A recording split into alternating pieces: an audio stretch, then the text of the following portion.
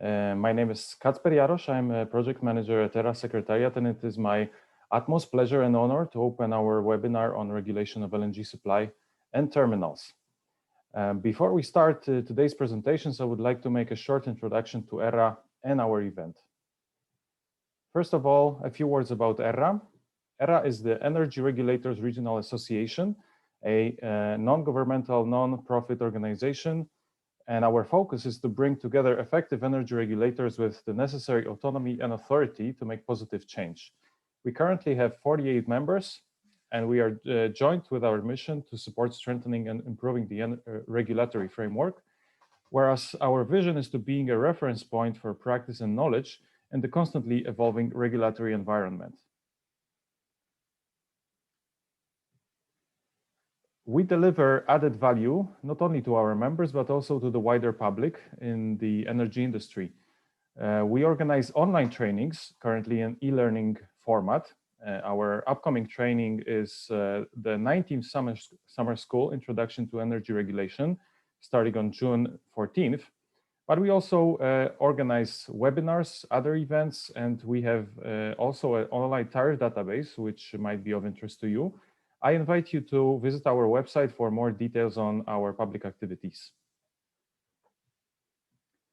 A few housekeeping rules for today in order for all of the participants to be aware of the setting of our webinar today. First of all, please note that all participants are muted for the duration of the webinar. In case of any questions, please post them in the chat window. We will have separate Q&A sessions almost after every speaker, so please feel free to ask your questions in the chat box. If your questions remain unanswered because of, for example, time constraints in the agenda, they will be addressed via email after the event. In case of any technical troubles, inquiries, please write us at secretariat@erranet.org. I would like to wish you, on behalf of the Presidium and the Secretariat, a very pleasant and insightful webinar. Next, I would like to introduce the moderator of today's event, Mr. Pál Sakvári, ERRA Vice Chair and Vice President for International Affairs at the Hungarian Energy and Public Utility Regulatory Authority. Mr. Pál will be introducing the speakers and will also host the panel discussion at the end of the day today. Thank you very much for your attention, and now I'm handing the microphone to our Vice Chair, Pál Sakvári. Pál, the floor is yours. Thank you, Kacper. Hello, everybody. Can you hear me? Can you see me? I confirm that we hear you, but we cannot see you yet. Okay. Maybe you could double check your webcam. I think my webcam is on, but I don't know how to set it. Okay, start video. Perfect. Okay, so thank you, Kacper. Again, hello, everyone.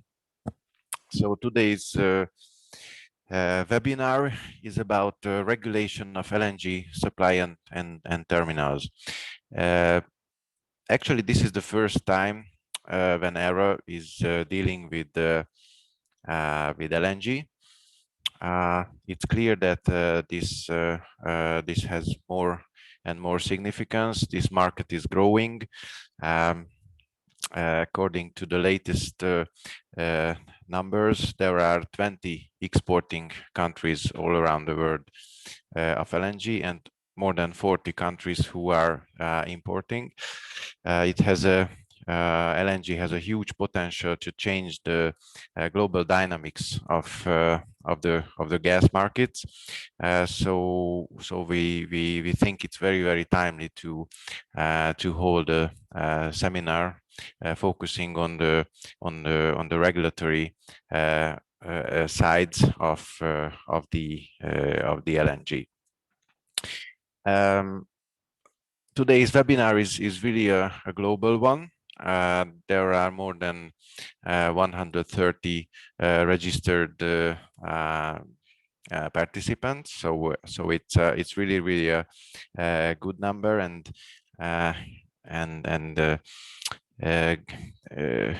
gives a good perspective for today's discussion. So how will we structure the day or the morning? So first of all, we will have three big picture presentations. from first from the European Commission, from Mr. Lukas Lisicki. Then we will have a presentation from REC, from Tóth Borbála. Then we will have a third presentation from Mr. Laurent Hamou from LNG Europe. So those three big picture presentation will give all of us a good overview and understanding of the market and the regulatory aspects of the LNG today. Then the second part of the webinar will be a focus on 5 cases, 5 LNG cases. So first on the Turkish case, which will be held by Mr. Bagdagül Kaya Kaner and Mr. Aziz Kamchi. So this case study will be from recording, so there will be no possibility to ask questions. The second will be from Croatia, from Mr. Mario Matkovic, the CEO of MET Croatia. Then the third from Lithuania, 2 colleagues from the terminal, Mr. Vaidotas Bručkus, project manager, and Mr. Rimas Valungevicius from NERC, Lithuania. Then the fourth case will be from Thailand. The presentation will be held by Mr. Apivat Detvarisity, Executive Vice President, and the last will be held by Egypt, 2 colleagues from ELNG. Then the last session will be a panel discussion, and then the webinar will conclude. Let me also remind you to use the chat for asking questions throughout the whole day, and I will try to bring them in the discussion and have them answers by our panelists. So with that, let me conclude this this opening part and hand over to our first presenter from European Commission, Mr. Lukas Lisicki, who is the policy officer from DG Energy. Mr. Lisicki, the floor is yours. Thank you very much, Paul. I hope you can hear me and see me well. Many thanks for the invitation, and first of all, maybe already in advance, congratulations to ERRA, Paul, Kacper, and the whole team for organizing this this debate. You can already judge by the number of participants that you took a really good topic, and I'm very glad to see so many colleagues from around the world. So so really congratulations for that in advance, and I'm really looking forward to the debate and to all the presentations. So let me first start. I think, Paul, you gave a very good introduction of the importance of LNG, and indeed LNG played a very important role on the EU gas market and plays an important role. Security of supply, market liquidity, competition, and all those things that you are all aware. But maybe let me start with some policy context and actually what we are as well planning to do around the LNG regulation from the European Commission perspective. So if we could move to the next slide.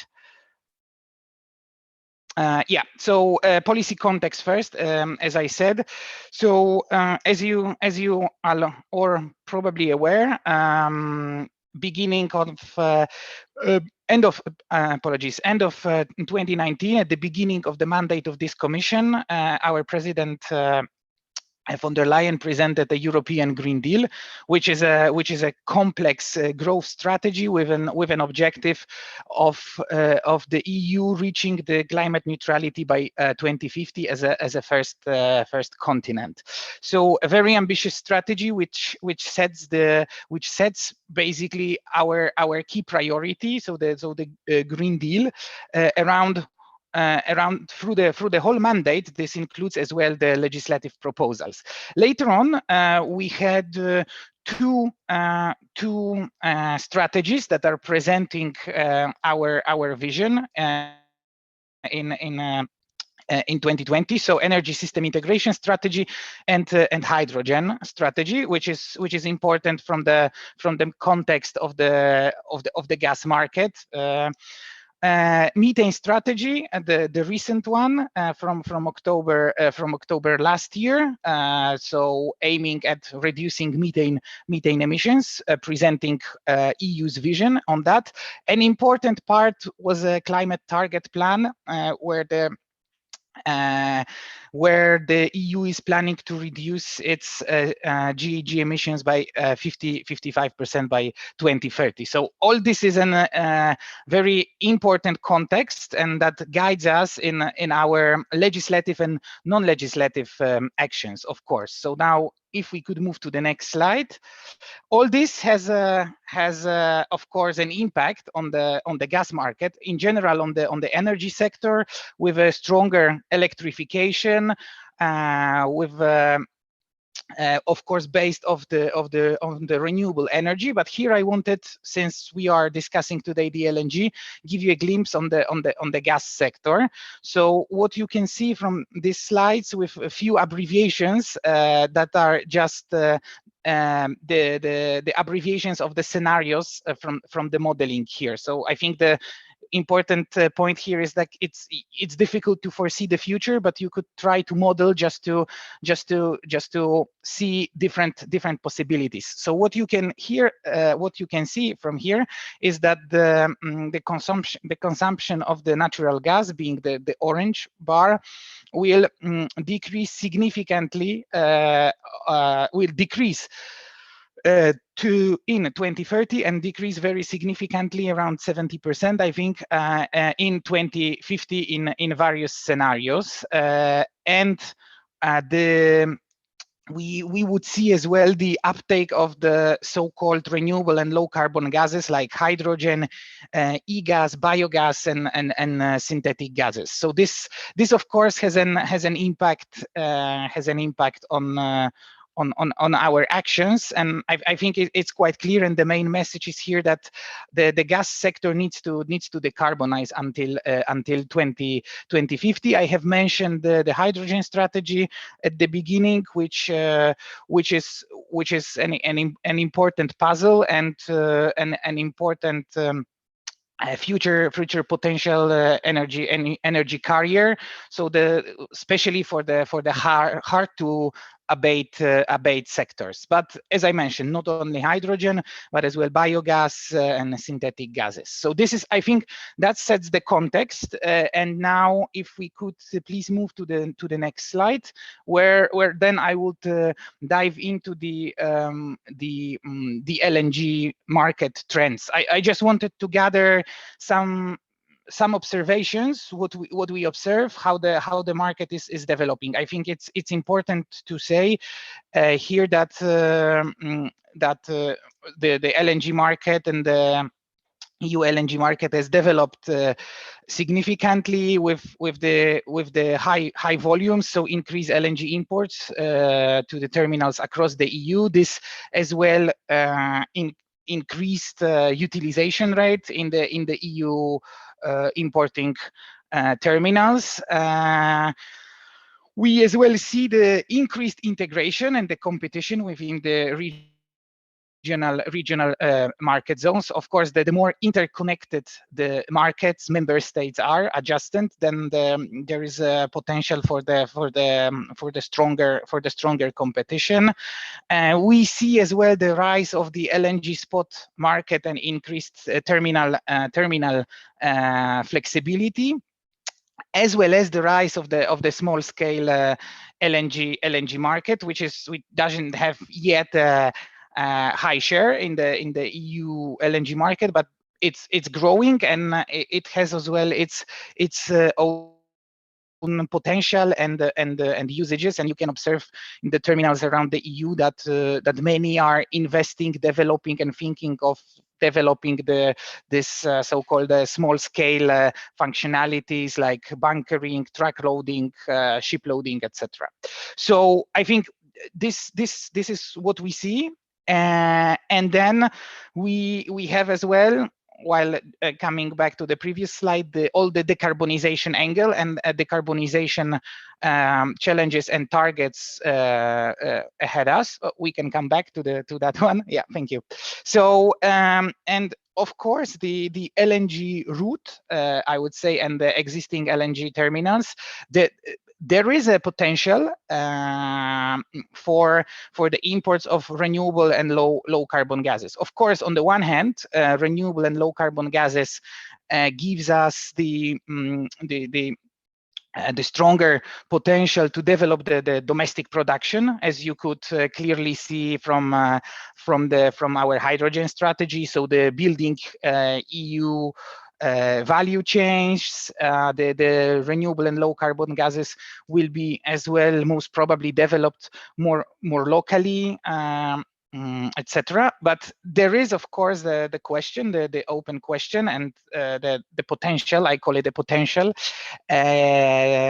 for the imports of the renewable and low carbon gases. And I think it's fair to say that we should think about it and be prepared for that on various issues, investment, infrastructure, regulatory, that this potential can be realized. And I speak here on various, I think, various options. It's still in the let's say future perspective, but imports of the liquid hydrogen on one hand, but also on the bio LNG, synthetic methane, e-methane, and other types of gases, for example, where the existing infrastructure can be used. Those are the quite interesting developments, and we can see already that that discussion is quite advanced currently. So, and then of course, then the question in the gray box is, does the existing LNG regulatory framework needs adaptation, and if yes, in which areas? Just to recall that currently the LNG terminals are guided by the so-called third energy package and the gas regulation and the Gas Directive from 2009. So since some time ago, it's fair to say that the market had delivered quite well, and I think we should be in Europe very proud of that. Things like liquidity, transparency of the market, competitiveness of the EU market are those that are kind of attractive for the new supplies. But then let's jump to the last slide. And in that context, we in the Commission are now analyzing the possibilities to revise the current gas framework in general. So we call it for the sake of the title, hydrogen and decarbonized gas market package, and the main aim is to facilitate entry of the renewable and low carbon gases, including hydrogen, and remove undue regulatory barriers. So this concerns broad range of topics like hydrogen market, integrated planning, consumers' rights and empowerment, access of the new gases to the existing network, and LNG is one part of this analysis and thinking. So just wanted to quickly highlight a few things. So the feedback process has started, because that's our usual process. We gather the public feedback until 18th of June. Here is the link to the public consultation. So you are all welcome to take part, and I would encourage you. And there are a few interesting questions about the LNG market and the regulations. We will have a stakeholder workshop next week on the 18th, and the adoption of the Commission's proposal is planned for the end of this year. So yeah, with that, I think I'll stop here, and thank you very much for your attention. I hope it was clear in this short frame of time. But in case of questions, I'm happy to take them. Thanks. Thank you, Lucas, for the great presentation. I don't see questions from the audience, so let me jump in with the two follow-up questions. So you mentioned that the European Commission is now preparing the new gas legislation package that might the proposal that might come out later this year, and now the public consultation is in progress. So maybe it's too early to say any more concrete, but let me try. I have two questions that regarding the thinking of the Commission. So first is yes, you mentioned clearly the decarbonization umbrella or the context. So do you foresee any regulatory proposal which is related to the decarbonization goals to the LNG terminals? Yeah, this is the first question, and the second is more market oriented. In the electricity market, it's pretty common to have market couplings or trading regions to somehow put together two countries' markets to make it bigger. This has a lot of pros regarding the liquidity. For the LNG markets currently, it seems that those countries who have a seashore have an advantage to buy LNG compared to some other markets or countries who are landlocked. You know that the tariffication of the cross-border tariffication needs to be paid in addition of the commodity price. Is there any proposal regarding the market coupling or trading region of the gas? And here I see a question from the audience. Let me ask that from you as well. What EC perspective in terms of developing strategy with respect to its backend suppliers in MENA? Should more efforts to harmonize efforts and strategies to be aligned? So if you can answer these three questions at start, and if there is any more, then it will follow. Yeah, sure. Thank you, Paul. Of course, good that you try, and I shoot into my knee while saying that but exposing myself to the new package, though it's too early. But I'll try to say what I can say at this stage. So of course we are now at the stage of the public consultation, and before even the impact assessment, where we assess various options. So it's, though end of 21 is around the corner, but it's still building in progress. So we are in the phase of analysis. But I'll try to share some very initial thoughts. So first, on the decarbonized context of LNG. So as I said, I think it's too early to say what will happen, but definitely we see this angle umbrella, as you call it, and potential and various scenarios ahead of us. And our reflection is shall we change something in the current framework to facilitate this uptake? So we are basically analyzing if there might be any undue regulatory barriers currently that might prevent such decarbonization path to happen in the LNG, because this was completely let's say below the radar in 2009, right? So it's not a surprise. I think the really the one thing, and which is always at our hearts, is the transparency, right? So I think then it's fair to say that we are on the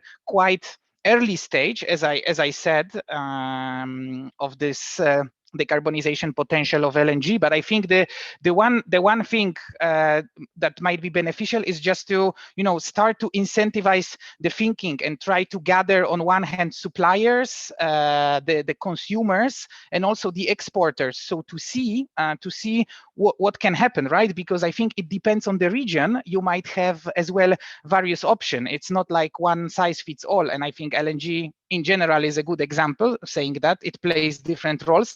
It might be as well similarly with the decarbonization scenarios. So on one hand, you can easily imagine that for some cases, the decision might be to go for more, I don't know, liquid hydrogen. On some, for the bio LNG, right? So on one hand, we don't want to close any doors, and to facilitate that and maybe incentivize the thinking in the very transparent and as well market oriented manner. So I think that's on the decarbonization context. And of course, this as well links. So LNG is a part of the market, right? It's an important part, but also I think that's why I said it's a bigger package on the gas market. So we need to look holistically, right? We don't want to segment the market and integrate it, right? That as well the renewable and low carbon gases interplay with a level playing field with the still existing fossil natural gas, however we call it for that. So I think those, maybe I answered with the principles that we want to follow, because it's too early to say how we'll end up. But we have precisely questions, or what's your ideas, what could help in the public consultation. So I think that's one more time encouragement. If anyone has a good ideas how to best do it, please do that. And you ask about the market coupling and more like regional cooperation, etc. I think you alluded a bit to the market mergers that are happening or planning so in the discussion in some regions in Europe. I think that's a very fair point, and we have some questions, and we are analyzing basically how we could still facilitate that. And that regional cooperation and integration is very close to our heart. Of course, then the electricity system and the market is different than gas. You cannot compare it and mirror it together, right? But we are aware of the challenges. You mentioned the tariffs between the borders, so the so-called pancaking, etc. So as well, we are analyzing various options how this could be in the most of course cost-effective and proportional way addressed. So, and we see that development, we have it on our radar. But thanks for raising, I think that's very interesting point, especially from the perspective of the LNG and getting new access, new sources, right? There. And last, about the MENA region, so I think this is part of this international dimension, which is of course will be not directly addressed in of any potential of any future legislation, but I think we have still in place our LNG strategy from 2016, if I'm or 15, if I'm not mistaken. And there, the international angle is quite important, and we are keeping. My colleagues are having various as well international dialogues with the various regions, sharing the knowledge and building the as well the relationship with the potential with the market players. So I think this is this is important, and it's there, and we are working on that. But I would not say this is something that would be addressed directly in the legislation here. Okay, Many thanks. Thank you very much, Lucas, for your answers. And now let's jump to the next presentation, because time is running. Let me ask Borbála Tóth from REC to make your presentation. Bori, the floor is yours. Hello, good morning. Can you hear me well? Thank you. First of all, hello to everybody, and it's an honor to be with you. And thanks for ERRA for organizing this. This is fantastic to see such a international audience, and to see people from all around the world and from all parts of the value chain, and from regulators. And I even see a lot of colleagues among the audience. So it's a very warm welcome to all of you. Let me just immediately start into my presentation. I was asked by ERRA to give a little bit of regulatory context to the LNG terminals. And if we could move to the next slide, please. I just, for those who don't know me, a short background. I come from the Regional Center for Energy Policy Research, which is based in Budapest. It's a university-based think tank, and you might wonder what a landlocked country might have to do with LNG. Of course, we are doing a consultancy type of activities and education in the field of regulation, and we came to the LNG topic via our modeling capabilities. So if you could move please to the next slide. We do quite a lot of modeling in the field of electricity, gas, and overall energy sector modeling type of activities. And of course, with these modeling capabilities, we are assessing problems that are closely related to regulation. And this is how we come to today's presentation. So we've been working on various studies together with our colleagues from different in different consortia setups on LNG related issues. So yeah, it was okay. Please move to the next slide, please. We've been doing studies on the follow-up strategy, follow-up study on the LNG strategy, and other LNG regulatory issues. We assessed that for the Commission. And here, based on these studies, I would like to now summarize to you what were the main regulatory lessons that can be applied not only in the EU, but that everybody could apply in any parts of the world. So just shortly, you are probably all very much familiar with the value chain. Just to this chart only helps me to position today's presentations. Of course, when we talk about regulation, then we will focus our attention to the parts of the value chain that are mostly natural monopolies. So regulatory economics tells us that we should focus on the transmission part, which is clearly a natural monopoly. So that is usually the focus of regulation, that you have to make sure that even in this structure, you avoid any abuse of dominant position. But of course, from the when you think about the transmission part, there are two parts of the value chain that also belong to this infrastructure very closely, and where you can make consideration if you apply similar strict regulatory rules as if it were transmission, and these are the regasification plants and the underground storage facilities. Of course, they are not the same as pipelines, so you can sometimes make other considerations if it's the same monopolistic structure which is applying there or not. But in this presentation now, today, I'm gonna focus mostly on the regasification part. So from the LNG value chain that you see here on top, I'm gonna focus mostly on regasification plants regulation, although we can also and we will also reflect from time to time to the liquefaction part of the LNG value chain as well. So if you could please move to the next slide, please. Of course, just since it's an introductory presentation, we cannot avoid taking a look at the global picture first. Here on this slide, you see with the green dots the regasification terminals, and with the red dots the liquefaction parts.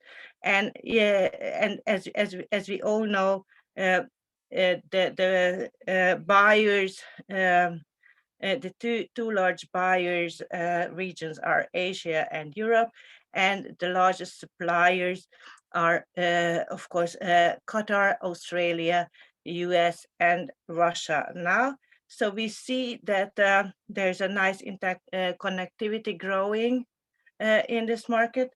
And if you could move to the next slide, please. We see two things that are really underpinning the statement that LNG is a globalizing market. The one is that the trade volumes are increasing globally, and the share of spot cargoes, so short-term cargoes, is growing, and we see that the market is really starts to work because there's less and less need to re-exporting LNG, because LNG tends to now on the first place go to places where it is most valued. So this is one part on the supply part. And on the demand part, we also see that there are new entrants to this market. So not only on the supplier side, we see the new players and the new volumes coming in, but also on the buyer side, we see more and more countries and more terminals being available for the trade. So actually, this is always helping a market to develop when we see more players there. So if we could move please to the next slide. And now coming from the global level more to a European one, Lucas already mentioned that he considers as a European, as a representative of the European Commission in today's webinar, the European example as a success story. And I fully agree with his statement. And I think this chart illustrates or helps to support his statement, because what we see here is the inflow of LNG into Europe. This is represented here, and we see that by time, it's from 2017 to 2021, you see that the volumes really change, and they are just ramping up in 2019. We see that a lot of LNG is flowing into Europe, and the previously seen low utilization rates that were observable in 2017 and 18, they really jumped, volumes almost doubled, and we see that when the global circumstances were right for the commodity, then LNG could easily enter the European market, and this LNG could reach the market when prices were right. I will show the prices immediately.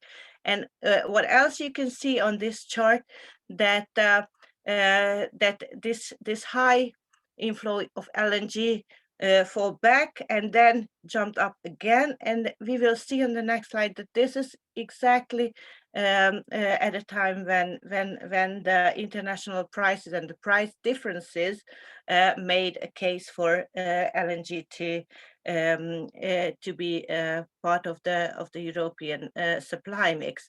One more thing that I wanted to show you on this chart is this is the TTF price, the European natural gas price index, and you see here again that the TTF prices are very much underpinning the statement. So LNG, when LNG flows in, that has an impact on the TTF price and vice versa.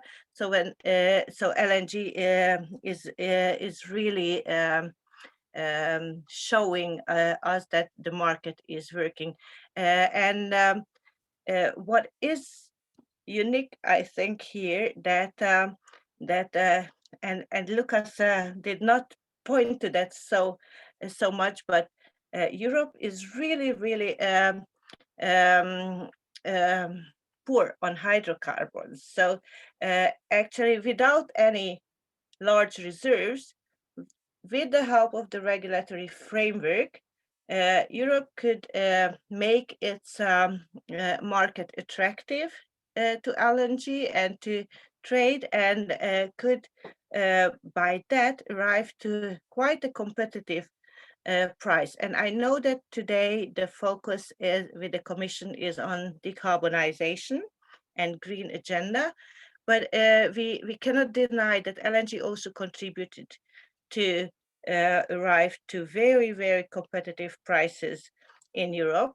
And let me here remind you on this on this drop in prices in Europe, and also to security of supply, because LNG is very much reducing any kind of transit risk due to its physical nature. So if you could move to the next slide, please.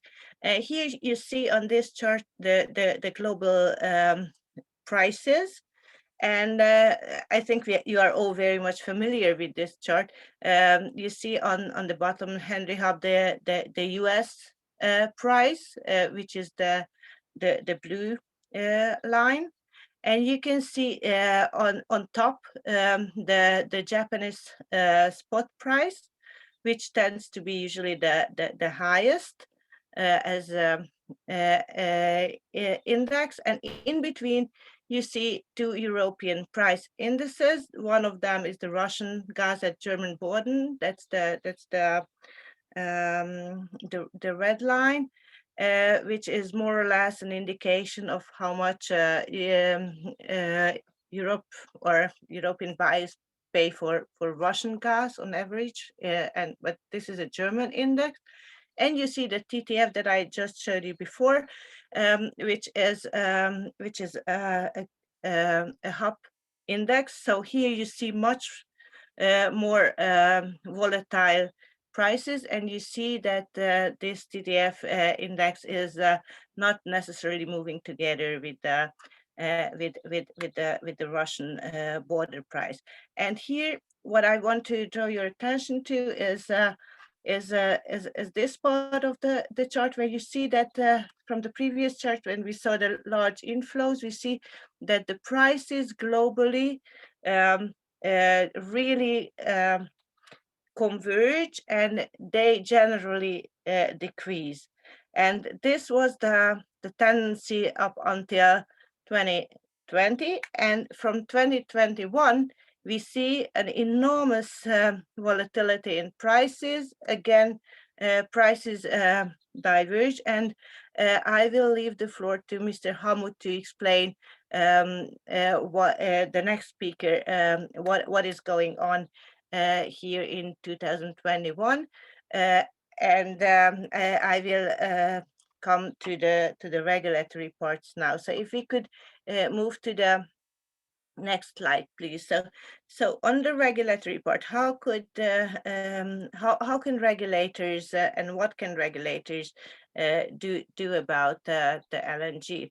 Of course, what regulation aims for is to somehow imitate competition in the segments where de facto monopoly exists. And the aim is to create level playing field for market participants. And you're a good regulator when you see that you achieve competitive prices on wholesale and retail level as well. Of course, it's always question what you consider or what you understand under competitive prices, how you define that, and what are the exact terms and how you define them. But on the as for starting, if you want to create a good market, then you need to have access to the commodity. Of course, you have to get access to what people want to buy and sell, and everybody has to have access to that. You have to get as a seller access to the consumers. Because if they are already committed and cannot buy from new buyers, then of course it's impossible to make any kind of competition. And it being in between the two, so the commodity and the consumers, you have to have access to the infrastructure in between. And of course, when we talk about the first now, access to commodity, then you have to eliminate all kind of import monopolies, and the aim is to create a liquid wholesale market, which is much easier to say than to do. But I'm not going to focus now on this part. But I'm going to focus now on the infrastructure access part. How can you, or what are the basic prerequisites to ensure that traders have access to the infrastructure and they will have a safe regulatory framework to bring the commodity that they could have or they possess, to bring that commodity to the consumers. So this, when we are talking about access to infrastructure, of course, the building blocks of regulation are usually the unbundling part, when you want to make sure that the operator of this infrastructure has no interests in any other trading businesses, so you can trust that the infrastructure operator will offer each party the same services under the same conditions, so on a fair basis.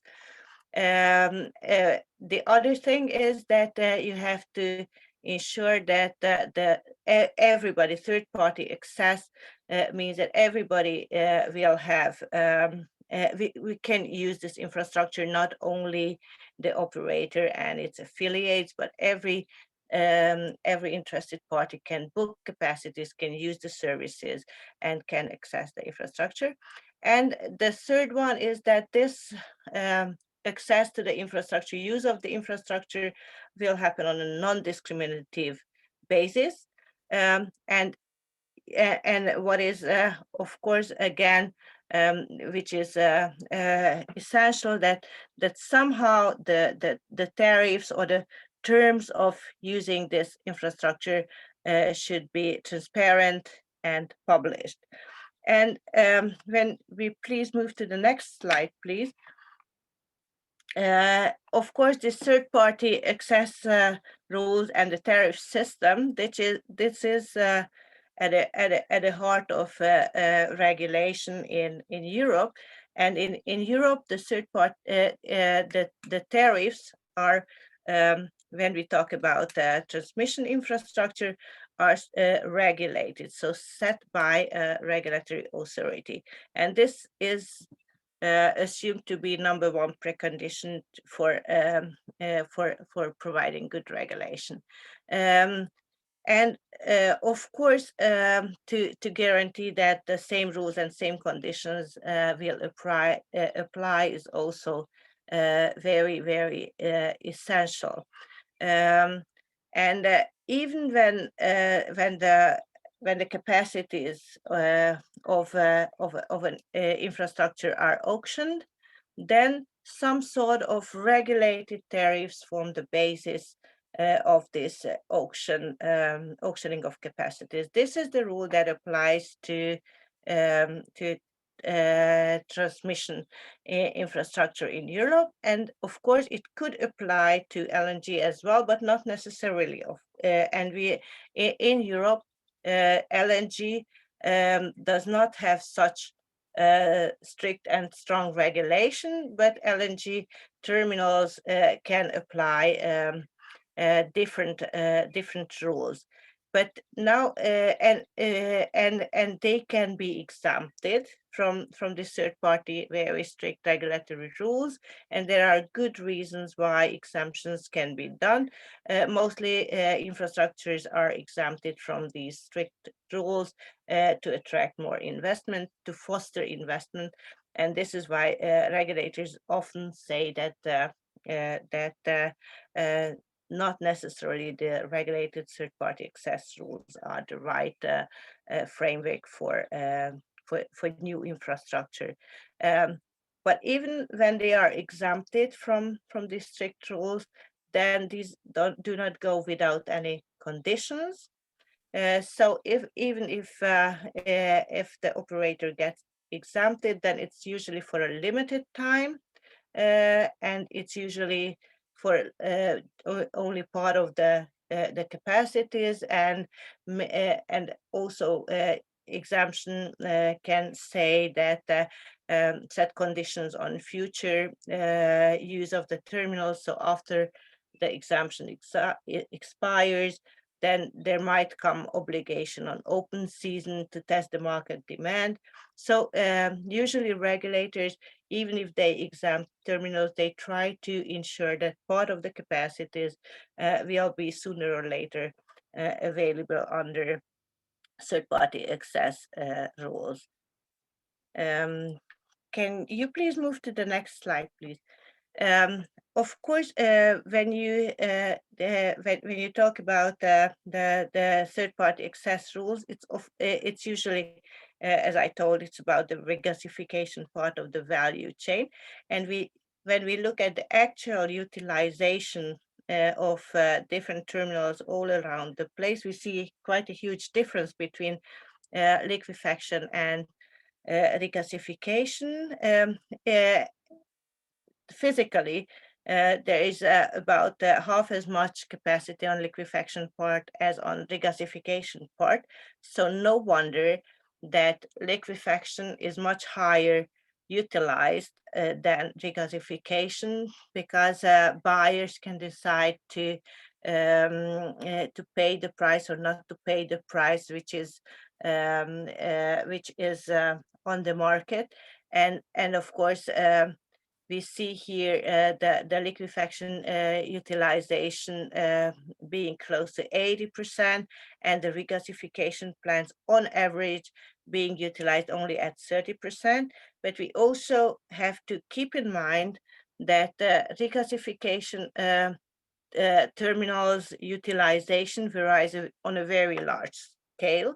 So some terminals at given time point are utilized to 0%. They don't want to, or they cannot attract those markets any LNG. Others have 100%. So when the price signal is there, then LNG can flow into one or the other direction, and there where it is more needed, then you might often see congestion, even physical congestion in regasification terminals. And this is why regulators have to keep an eye on regasification terminals, because the question is whether under these congested times the capacities are fairly distributed, and and whether in all point of time the capacity utilization is efficient or not. So if you could move to the next slide.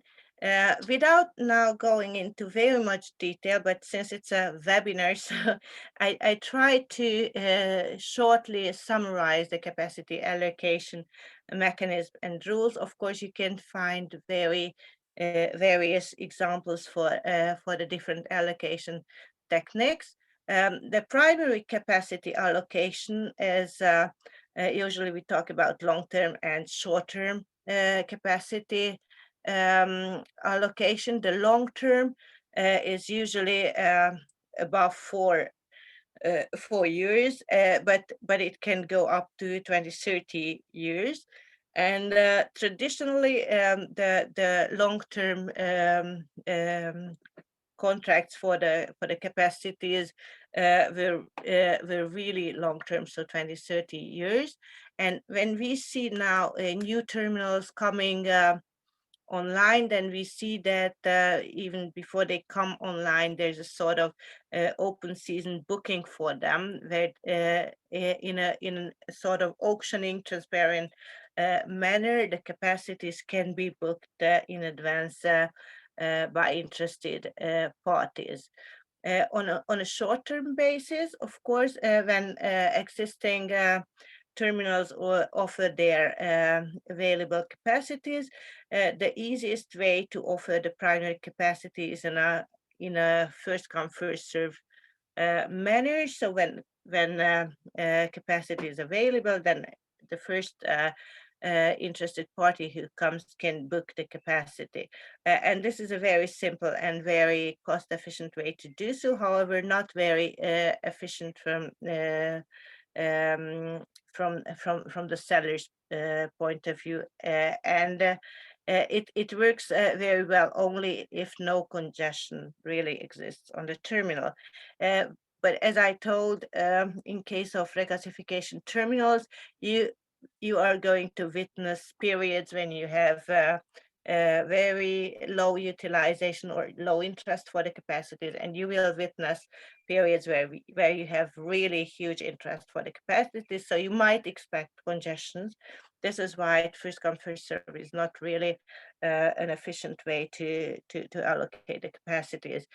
Pro rata is something when you just cut back everybody's request to arrive to the physical available capacities. This is an allocation method which is more or less outdated by today, because terminal users by themselves and pushed by regulation tend to use more and more the auctioning of capacities as a primary capacity allocation method. And what regulation should do about is to enforce as much transparency into the process as possible, to make sure that that this auction will be very efficient and for the society and for the benefit of the consumers as well. So besides the primary capacity allocation mechanism, what regulation have to do is really to, sorry, I hope I'm not, okay, I have power. Is what regulation has to do is to focus on the secondary trade of capacities. So if capacities are long-term booked and let's assume they are not available on a short-term basis, then it's better to have them. Thank you. Okay, I'll speed up. So the secondary trade of capacities is really, really essential. They can be done on bilateral basis. Most, we see many examples when they are done via the terminals or via platforms, and regulators can encourage the secondary trade or create the fora for this. Can we please move on? And here now just some illustration to this. here you see the capacity bookings of the EU countries on the LNG regasification terminal entry points. This is aggregated.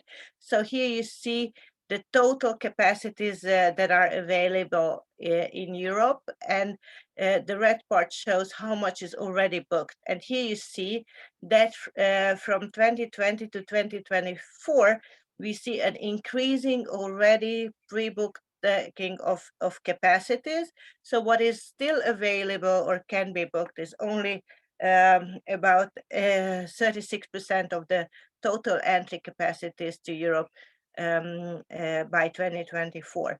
And we also see that the market tends to think only these 4 years ahead, and beyond that we see that capacities are less booked.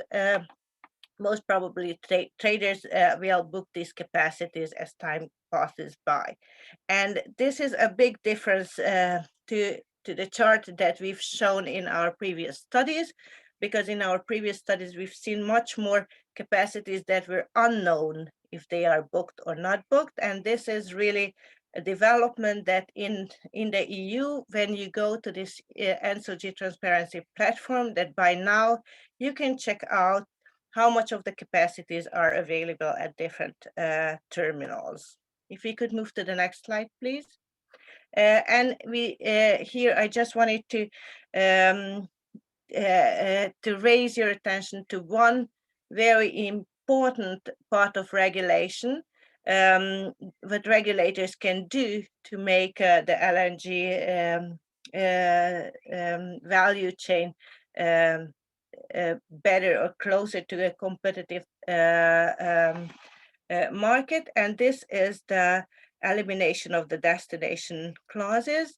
The destination clauses were defining where prohibited the further sale of gas, and were typical phenomena for long-term contracts. And this was, I think, one of the key measures that the antitrust measures that were applied against utilities in Europe that really helped to change the market. So in our new world now, we see a much different LNG and long-term contracts for gas as such in Europe than before. And this is a phenomenon that I think everywhere in the world is changing, but we will come to that by other speakers later in this webinar. And just if you could move to this slide, please. This is borrowed from a Spanish example.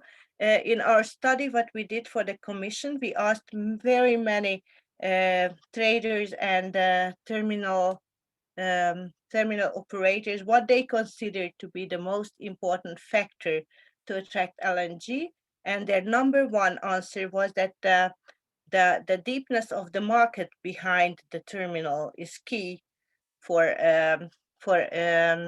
the interest. So what Spain did is that they introduced a sort of they connected their terminals. So you see the different terminals operating in Spain, being, if you push the button, please, being connected to one virtual trading area. So now you can book capacities in Spain into this LNG storage in between. So so they created a larger market by that. And this is, I think, something which is really an interesting regulatory experiment that we see now.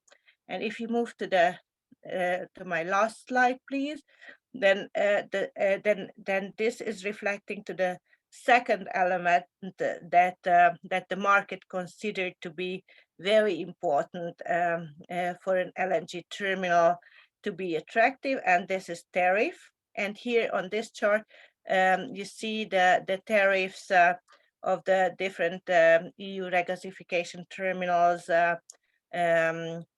compared.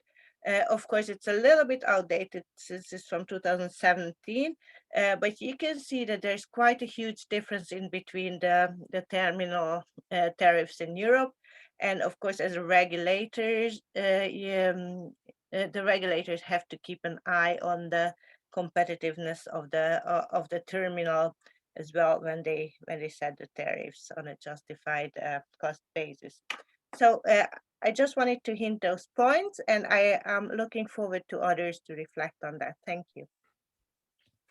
Thank you very much, Bori, for the great presentation. You set it, I think you set the scene for the regulatory structures, and also for you highlighted some market issues and questions which we will talk about later, I'm sure.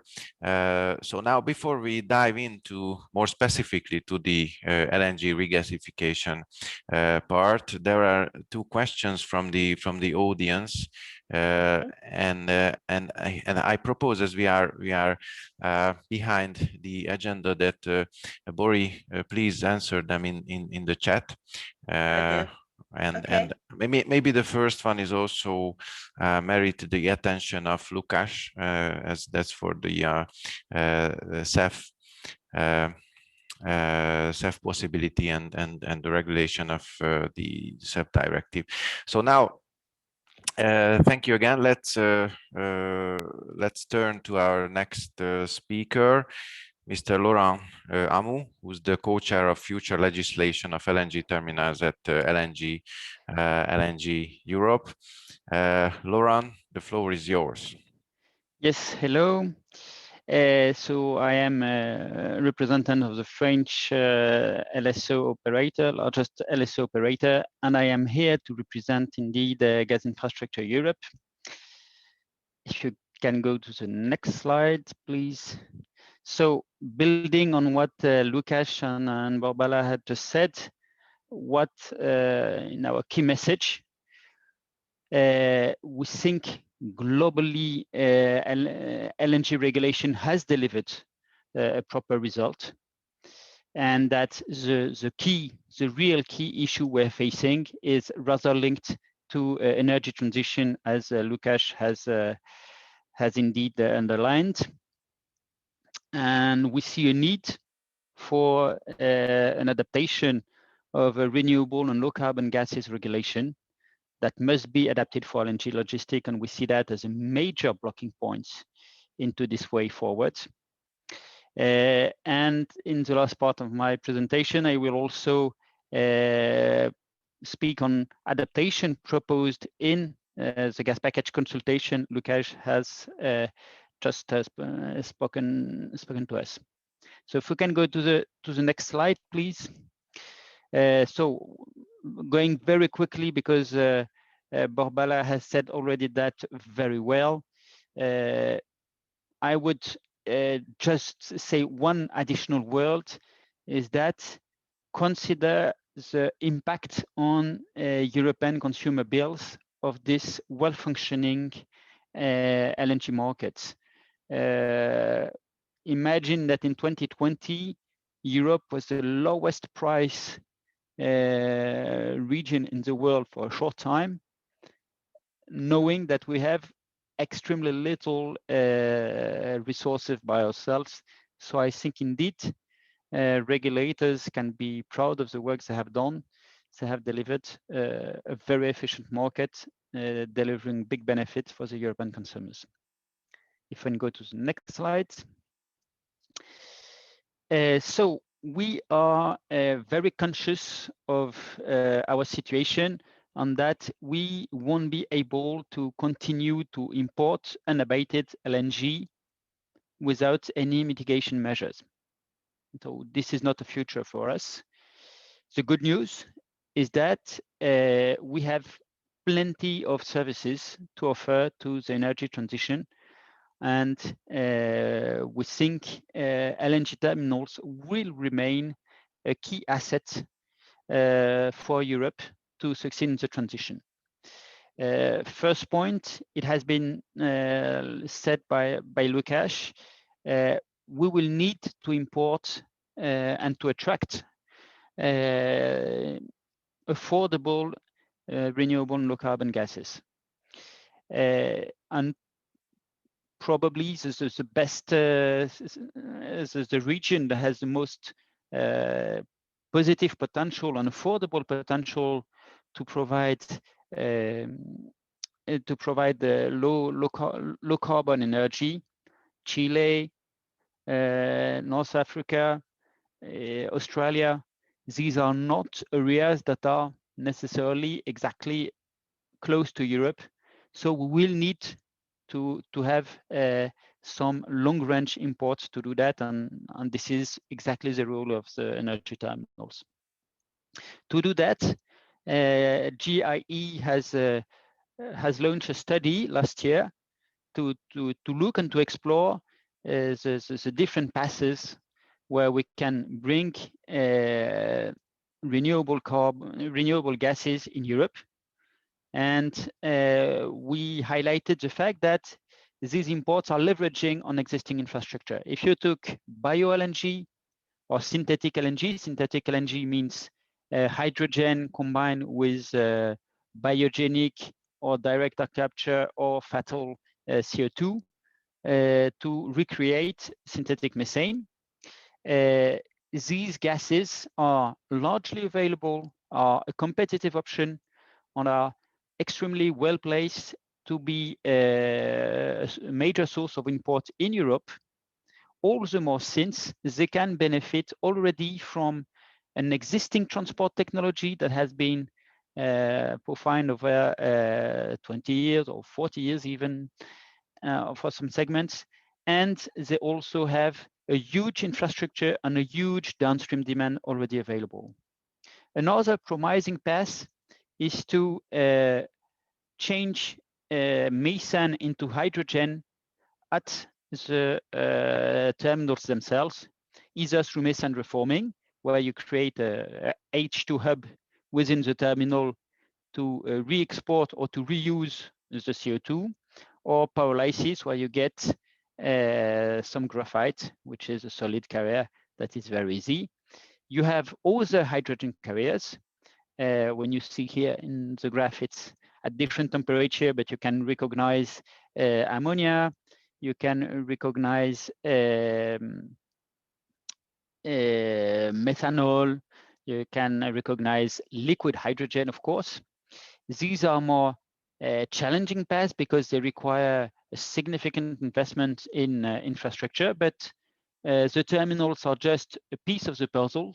So if these paths are going to emerge, we will adapt to that, and we will change our infrastructure to welcome these new fuels. If you can go to the next slide. I would now go to the consumer side, to what the gas is meant for. And we think that terminals has a very important role for the transition of mobility also. Why? Because what we see is you need a very dense energy, so you need a liquefied gas to propel trucks and ships. Very rapid development of LNG trucks in Europe. What we have is also a quick, really an impressive development of new built ships that are moving very rapidly to LNG. This is very spectacular. 3 years ago, there was only methane carrier that were propelled by methane or by LNG. Now you see a variety of ships, large, middle scale container ship. You see VLCCs that have moved to LNG. So the move is really impressive, and this can be a real and very important role for the LNG terminals to supply liquefied gases to this mobility operator. And this is what terminals are doing a lot currently. And I will dwell just a minute on maritime transport. We see two possible paths, and in the public debate, we see those two positions clearly pushed by different actors. The first path is an excluding path, saying No, I'm not doing anything till I do not have a really full non-zero emission solutions. The result of this path is, for the time being, what it means is keep investing in fuel, in classical fuel powered ships. And the problem is that these fuel powered ships are very much more difficult to retrofit than LNG ships, because LNG ships have much larger tanks, already cryogenic, and have already dual fuel engines. So it's, in fact, the other path that is an open path to start now with shifting to LNG, to transition to bio-LNG and e-methane is a no-regret path, I would say, because you will build, in any case, a fleet that whatever the solution, it can be ammonia, you will have a much better fleet to start with if you already has transitioned to LNG. And of course, this path has immediate benefits from local production reduction. We have a new full life cycle study by Sfera, a very big study that has shown the progress of marine motors, and that have shown 23% GHG reduction for the fleet working on LNG, including methane slip. And what is also a very important point, you can get, and I think this is quite unique, you can create really negative emissions. If you combine biomethane, you reuse the biogenic CO2 created when you have done biomethane with e-methane, and even better, you do onboard CCU, because when you have cryogenic LNG into your boat, this is much more accessible to liquefy, to capture and to liquefy the CO2 on board using the cold, if you want, of the LNG. This combination, the smart combination, resulted in really negative emissions. And all these solutions, they rely on existing LNG infrastructure. So I think LNG terminals have a real future here. If you can go to next slide, please. Now, we still have real problems, and this is maybe a message to Lukáš. We have a problem with renewable and low carbon recognition. When you are using biomethane and e-methane, you are using a complex logistic chains that require mix of existing LNG and new gases in the tanks of the terminals. And to do that, what you need to have is a flexible regulation. We are providing top-notch environmental performance. So it would be a drama if, because of ununderstandable criteria which require separate logistics, well, simply you cannot use biomethane in mobility, for instance. This should be a no-brainer solution, because indeed there have been some issues with other fuels, but these certification issues are not valid for biomethane. So we need this, and this may be a bit technical for all the audience, but this book and claim question is extremely important. What we hope is that there is a new tool that is being set by the European Commission, that is the Union database, which seems to be a very ambitious tools that should help us to build trust and to allow for a more flexible regulation. But our problem is that we cannot wait for this Union database, and that we need to move on guarantees of origin and sustainability certificate now. Another issue is for e-methane. We need to define the status of e-methane, which meaning what kind of CO2 and what kind of hydrogen can you mix to make e-methane. on what we have seen is that you should not be over prescriptive. If you destroy the renewable gas by taking too prescriptive measure, you're not moving in the right direction of the energy transition. So adapted regulation is very important.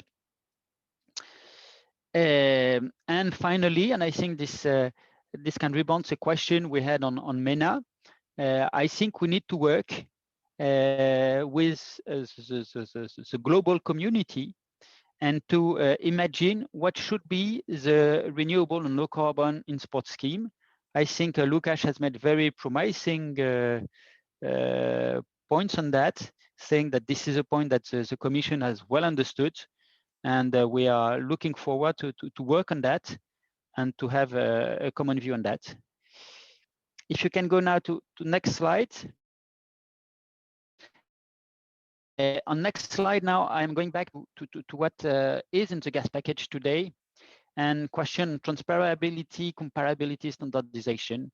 We fully support what Lukáš has said. Transparency is extremely important.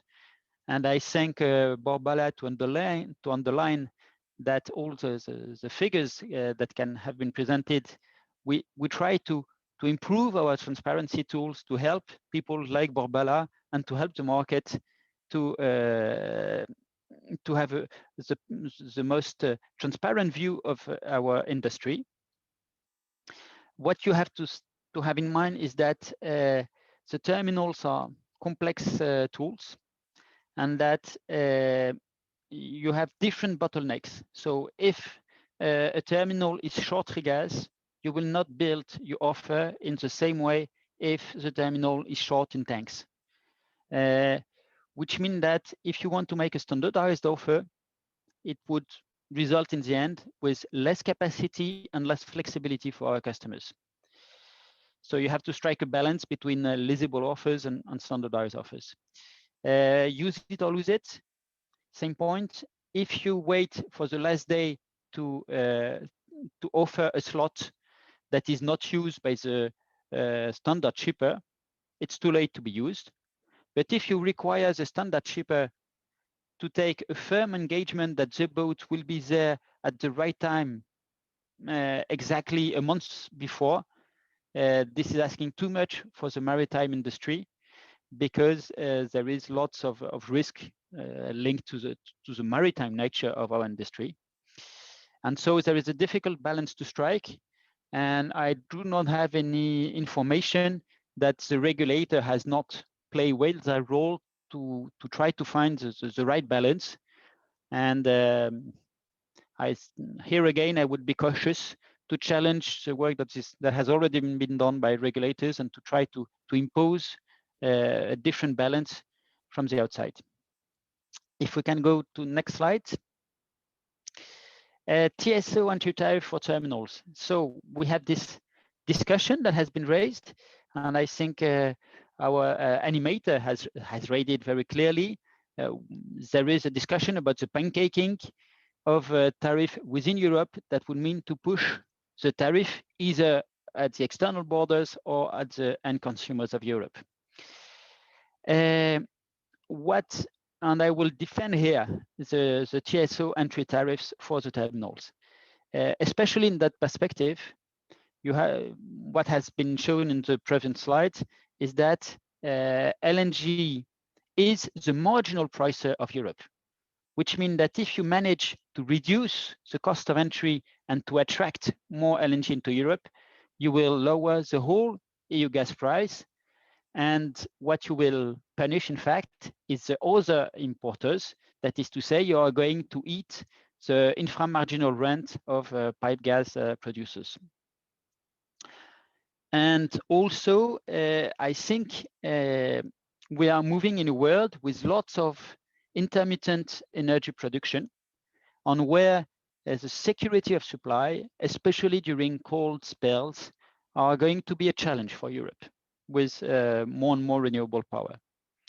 And so the security of supply brought by terminals, which are able to bring enormous quantity of energy in a very short span of time, you decided, you open the pipe, and you have enormous quantities of energies. If you compare that to power plants, I think it's like 200 gigawatts of capacity for the French terminals, if I'm not wrong. So it's absolutely huge, and this flexibility of the terminal should be preserved.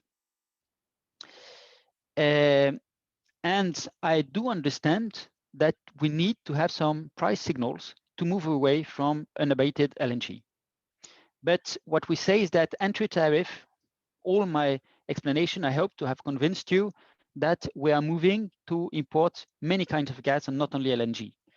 So what we need is to have incentive between the gases we are importing, not a blanket measure that will punish at the same time LNG and the renewable gases we're going to import. If we can go to next slide, please.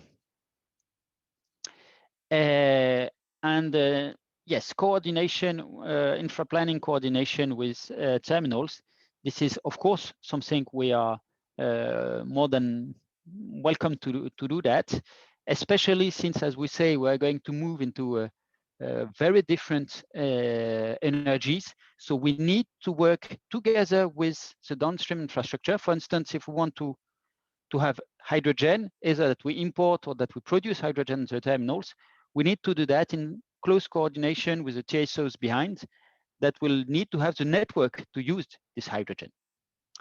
If we can go to next slide, and that's the last one, sorry.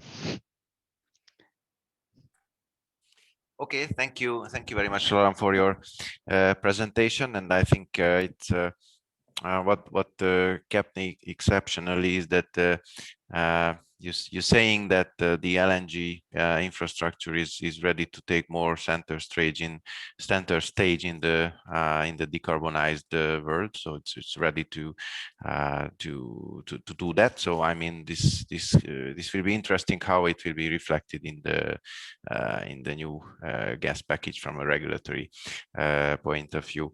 So thank you again. Now, as we are still behind time, we have to skip the Q&A sessions. However, let me ask the audience to ask your questions in chat also to Laurent, and let me ask you, Laurent, if there is any question, then please answer that. And at the end of the webinar, we will have a discussion.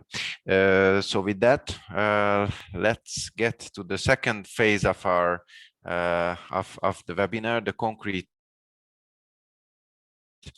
case studies. The first case study is from Turkey, is the Turkish LNG, and this will be held by Ms. Kenner from ERRA, from the Regulatory Authority Turkey, and Mr. Chamchi from Ege Gas, and this will be recorded, so it will be from a record. So let me ask Kacper or ERRA technical people to launch the presentation from the Turkish LNG. Hello, my name is Dr. Bahadır Caner. I am the head of group for natural gas network regulations in Turkish Energy Market Regulatory Authority. Today, I'm very honored and pleased to talk about LNG regulations and third-party access rules in Turkish LNG market. First of all, let me start by saying that Turkish energy liberalization is 20 years old because the natural gas market law entered into force 20 years ago this month. So it has been 20 years, and it has been a very successful road in this 20 years. And today I would like to highlight the milestones regarding LNG on this webinar. And one of them is licensing of the existing LNG terminals, which was in 2003, and licensing of the existing LNG contracts, which also happened in 2003. And in 2008, an important milestone have been reached because LNG import, whether long-term or in spot basis, were set free and liberalized in natural gas market law amendment that was made into article number 2. And After that, in 2009, Turkish Energy Market Regulatory Authority issued a bylaw on determining the utilization principles of the LNG terminals in Turkey. And short after that, in 2010, the then existing LNG terminals, which were BOTAŞ and Egegas land terminals, they submitted their LNG network codes, and EMRA amended and approved these codes, and these codes entered into force. So they are in force for more than 10 years. And an important change occurred in 2016, which was the licensing and starting the operation of the first FSRU, which was the Etki FSRU in Turkey. And same in that year, EMRA approved the network code of this first FSRU. And in the coming year, 2017, the second FSRU, which was BOTAŞ's Dörtyol FSRU, commissioned, licensed, and also the network usage operation rules were also approved by EMRA in that year. And as you can see from this slide that at the moment we have more than 300 licenses in Turkish energy market. And I should say that Turkey is in fourth row in Europe in terms of LNG import, and in ninth row in world LNG import. So according to latest reports for LNG in world. And so these are the terminals at the moment which are in operation, as you can see, the two land terminals and two FSRU terminals. And as you can see from this diagram, we have two terminals in FSRU and two land terminals, and also we have 14 LNG transmission licenses active in Turkish market, and also one auto LNG licensee, and more than 50 wholesalers which can also operate on LNG trade. And when we look at the LNG licensing regime in Turkey, we can say that the LNG terminals are regarded storage under Turkish natural gas law. And we look for technical and economical capability of the licensees, and also they need to contribute to safe and coordinated system operation concerning the storage capacity management.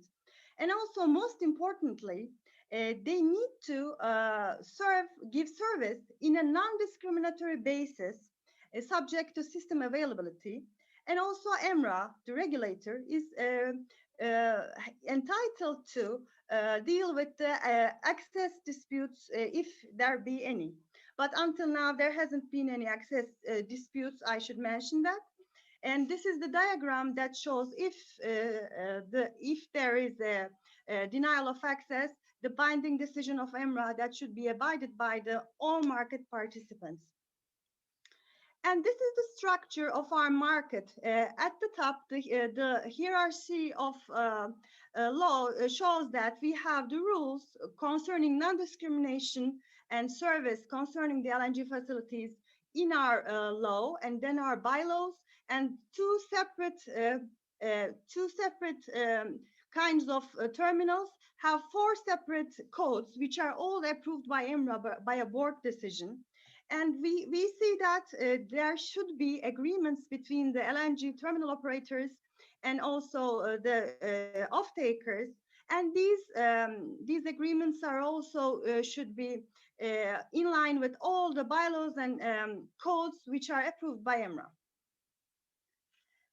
And when we see the main issues in these these LNG codes, we can see that these are lengthy codes, by the way, and they show the responsibilities of the parties, the calendar of application, which is different for each terminal, the capacity allocation rules, which can be different from land terminals to FSRU terminals, also the daily, yearly nominations and the programs and the allocation rules and operating conditions, capacity interruption and operational orders which the terminal operator can give to the off-takers, and the issues relating to metering, payments, bills, and the disputes, because some of the disputes should be dealt by ERRA, and the amendment procedure, which is open to third public, and they can give their opinions each year. And as you can see, this is the calendar of application for capacity for Marmara Ereğlisi terminal operated by BOTAŞ and the Ege Gaz LNG terminal. And these have yearly capacity allocation procedures, which is based on pro rata. And also these are the FSRU application procedures. As you may have noticed, the FSRUs have kind of different capacity allocation procedures, but also regulated by ERRA, because the FSRUs can offer in line of their in line of their LNG codes, they can offer long-term services as well. It can be from 1 year to 10 years in terms of Etki terminal, and in terms of BOTAŞ terminal, the long-term capacity can go until 3 years. And also we can say that short-term capacity allocation is also possible for these terminals. And I should say that none of Turkish LNG terminals have used any kind of derogation from competition and third-party access. They are fully open to third-party access, unlike, because you may know in EU some terminals are derogated from some TPA rules or tariff rules. This is not the case for Turkey. They are open to competition since the beginning. And this is the tariff structure. And until 2017, ERRA regulated the tariffs for the LNG terminals. However, in 2017, we have experienced that now there are 2 FSRUs and 2 land terminals. So with a board decision taken by ERRA, the tariffs are set free, so they can be negotiated between parties. However, the rules of non-discrimination and the network codes are still in place. So this should be always in mind. And when we look at the world, we can say that in 2019, it was a very good year for the LNG market in whole world. We can say that in 2020, after the impact of the COVID-19, LNG market is the least affected market. And this is also the case for Turkey as well, because in 2019, in Turkey, we had around 28% of LNG in our total imports. And in 2020, it has increased 3%, and we have now around 31% LNG import in all our imports. And I should mention about this is also an effect of the FSRU revolution, which also affected Turkey, because FSRUs have quicker construction and easy system integration. So it has become an easier way to incorporate LNG into markets. However, in this time, also the land terminals in Turkey also increased their capacity in line with this. And also, finally, I want to talk about the LNG contracts, old world and new world contracts, because the spot market in the world has developed so rapidly, and it changed the flexibility structures, and it shortened the time of the contracts. So it has become a more competitive market, and so Turkey is also affected, and in a good way, from this competitive market. So the increase of LNG and the increase of spot LNG can be observed in Turkish market structure as well. As you can see, as I said, the flexible and uncontracted new LNG will come into way, and the International Energy Agency expects a 4% increase in 2020 in global LNG markets. And I believe that this should be this should reflect in also Turkish market as well. And these are the years that Turkish imports have taken place. And as you can see with the yellow ones, you can see the increase of the spot LNG import in Turkish market recently. And these are the countries which ranges from USA to Spain, which some diverted cargoes maybe, have come to Turkey in 2020 and making the share of total LNG with the Algerian and Nigerian contracts as 30% in total Turkish natural gas imports.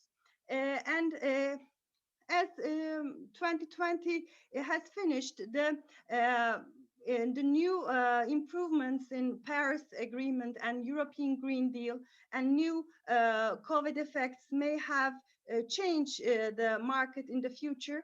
However, Turkey's LNG portfolio and Turkey's import portfolio is well diversified, and Turkish market rules are in place in terms of third-party access. And this is the end of my presentation. Now I'm giving the floor to Mr. Cancı from Ege Gas on his experience on LNG market. Thank you. Thank you, Mrs. Badegül. Thank you for your presentation. A brief info about Turkey. Let me share my presentation on the screen. Okay. Hello, this is Aziz Cancı, Corporate Affairs Director of Ege Gas. First of all, I would like to thank to EMRA and ERRA members who contributed to the organization of this webinar. Today, I would like to make a short presentation about Ege Gas Ala LNG terminal and its market activities, and also some brief information about Turkey LNG market. Ege Gas is a company within Çolakoğlu Group and is the owner and operator of the LNG terminal. Ege Gas is the first private entity in Turkey investing in the Turkish natural gas sector. As to some key information about Ege Gas Ala LNG terminal, the terminal is located at Ala. This is north of Izmir on the Turkish Aegean coast. Started operation in 2006. And the terminal has two full containment tanks of 140,000 cubic meters each. The regasification capacity of the terminal is 40 million standard cubic meters per day, and that's about 1.4 billion cubic feet per day. And the jetty of the terminal is available for largest volume vessels. That has easy access from the open sea with negligible tide. And the terminal is also capable of loading LNG onto trucks and vessels. Here on the map, you can see the location of Ege Gas Ala LNG terminal at the Aegean coast of Turkey. As to the market activities of Ege Gas,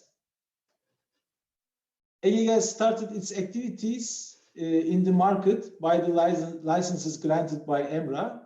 These licenses are storage, wholesale, import and export licenses, and Ege Gas provides LNG regasification services in accordance with the basic usage procedures and principles that's also approved by EMRA.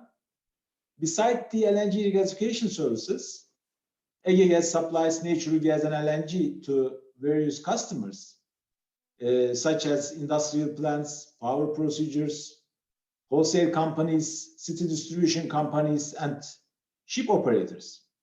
Ege Gas also contributes to the supply diversification and helps to improve the national gas supply security. I have a couple of photos here from the terminal. This is a night photo from the jetty during an unloading activity. And this is a section from the process area of the terminal. And this is the truck loading area.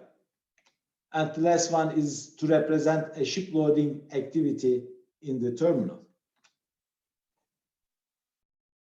Alternative use, as to the alternative use of LNG, here I would like to point out some small-scale LNG activities in Turkey. LNG delivery by truck started in 2002 in Turkey and provides LNG to more than 4,000 end users. And this market is about 500 million cubic meter per year. In this sector, LNG is mainly used in enterprises that are not connected to natural gas network for construction, agriculture, livestock, tourism, and production industry activities. Within this context, emerging small-scale LNG markets in Southern Europe can improve small-scale LNG exports from Turkey. Another alternative use of LNG is marine fuel LNG. As you all know, a transition from conventional fuels to LNG is likely to start for ships due to reducing greenhouse gas emissions. Considering the increasing number of ships passing through the Black Sea, Aegean, and Marmara Sea, Turkey is expected to benefit developments in the global marine fuel LNG sector. And in this respect, Egegas is, of course, getting ready to contribute to the development of LNG as a marine fuel based on its available infrastructure and experience. At the vehicle fuel LNG site, heavy vehicle fuels with LNG engine options have already been put on the market by the leading manufacturers. Turkish LNG fuel stations currently in development stage, and some of them are already in service, as Mrs. Baydagül mentioned. And this could be the part of the blue corridor in Europe from the southeast end. Here, I would like to give a brief info about the Turkish LNG market. Turkey has improved its LNG infrastructure in the last 5 years, and today can supply 50% of daily demand with LNG. LNG share in total gas supply mix has been about 31% in 2020 and hit 44% in the same year for some short period. While LNG is developing globally, absolutely, it is playing a bigger role than before within the national gas supply portfolio. As you see from the graph, LNG import increased in the recent years, and Egegas is among the most reliable supply points for Turkey since 2006 in this respect.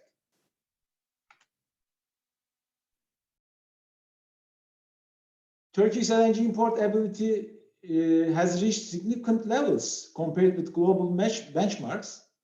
As you see on the pie chart, LNG entry capacity is almost 36% of the whole national transmission system entry capacities. And Egegas can provide 12.5% of this total entry capacity of national gas grid. Before completing my presentation, I would like to say a couple of words about natural gas and LNG. Natural gas that is assumed to be blue before is on its way to convert to green nowadays. In the energy industry, the natural gas that has long been accepted as the cleanest fossil fuel will serve as a bridge fuel to a low carbon future. Thank you for your attention.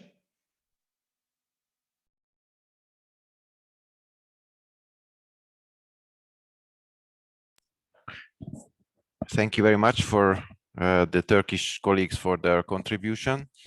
So now let's travel to Croatia and have a presentation from Mr. Mario Matkovic, the CEO of Met Croatia.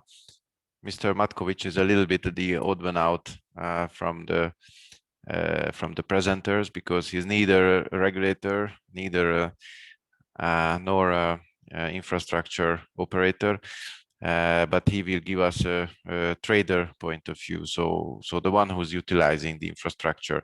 Mario, the floor is yours.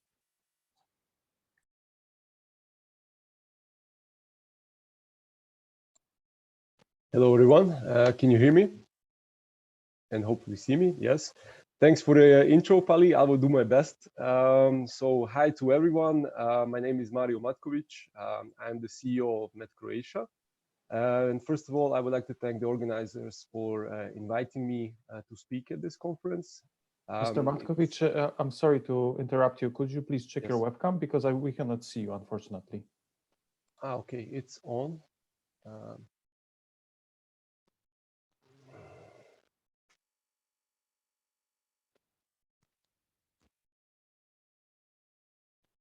I mean, it should work.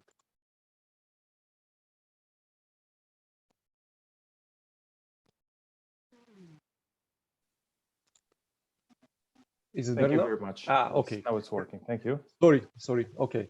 So yes, as I said, thanks to the organizers for inviting me. And it's truly a pleasure to be here. And I wish there will be an opportunity also to have such a conference in person, to meet you guys and to shake each other's hand and to get to know each other. But I think this is a common wish of all of us here.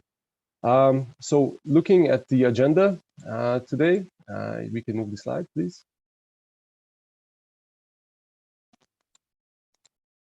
Okay, perfect. So today we're going to go through the following topics.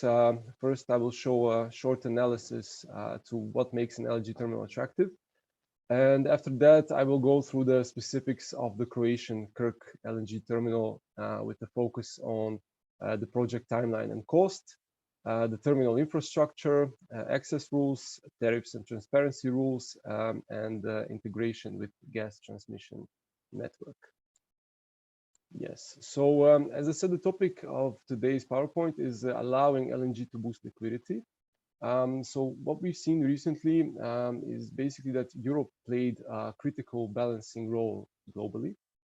So during the first wave of COVID, when Asia started to cancel cargoes because of national lockdowns and lower demand, these volumes were actually rerouted to Europe, where they served to top up the US exports, also delivering into Europe. On the other hand, during the Asian cold spell, we've seen the widening spread between the Asian spot LNG and the European hub prices.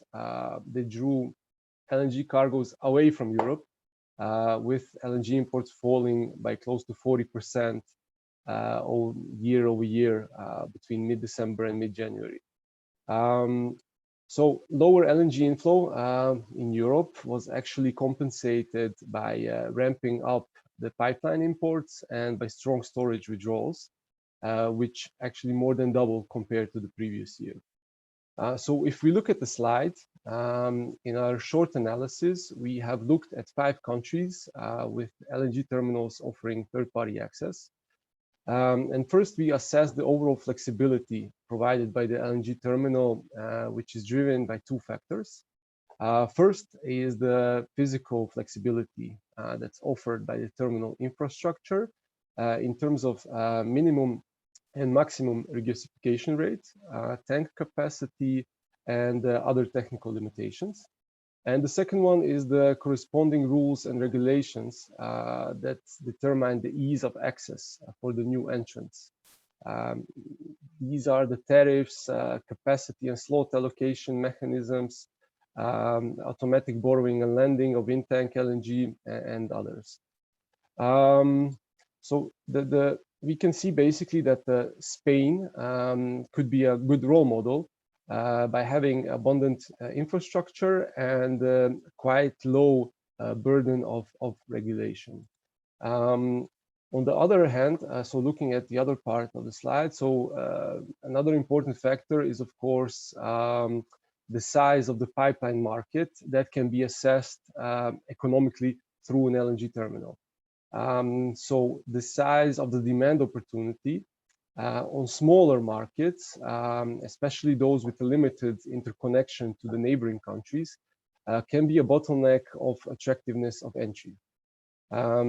However, if overall flexibility is high and the market size is large, so for example, Spain, an LNG terminal can create liquidity and greater competition among the players, because accessing the terminal is both easy and attractive to any third party. If we look at, so if flexibility is low, but the receiving market size is significant, like we have in Italy, then the capacity can be used opportunistically. Assuming that the LNG price is competitive against the pipeline gas, third parties can still take the opportunity and deliver the cargoes to the terminal on those occasions. Now, if both flexibility and market size are small, then only the so-called aggregator players are likely to access the terminal.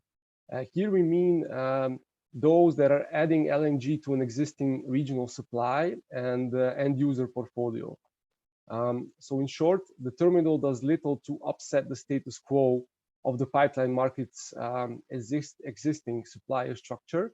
And on a national basis, the countries benefit solely by increasing the supply source diversity. This is basically the case in Croatia. So it does not mean that the new terminal does nothing for the competition, but mainly it's among the LNG suppliers and less on the local pipeline markets. If we look at the top right part, it's quite interesting. So terminals with high flexibility delivering into relatively small markets should have the greatest potential liquidity impact. This is both on the national pipeline market they directly serve, but also into other countries with cross-border interconnection capacity. So, I mean, the new European terminals can play a really vital role globally, but only if they provide general flexibility for all. And we can move to the next slide, please, where we can see yes. Sorry, yes, this is the project timeline and cost of the Kirk terminal project. This is one of the oldest projects in Croatia. It's been talked about for decades, but movement was made basically from 2014 to 2016, where it was developed as an onshore LNG terminal. And we see that during 2017, the contract for co-funding the project was signed in the amount of 101.4 million euro. In February 2019, the FID, or final investment decision, of the project was made. During the period ongoing, there was an open season procedure and the compressor station that was built. In March, we had 60% of the works already completed. In April, Met was among the first users to book also capacity at the terminal.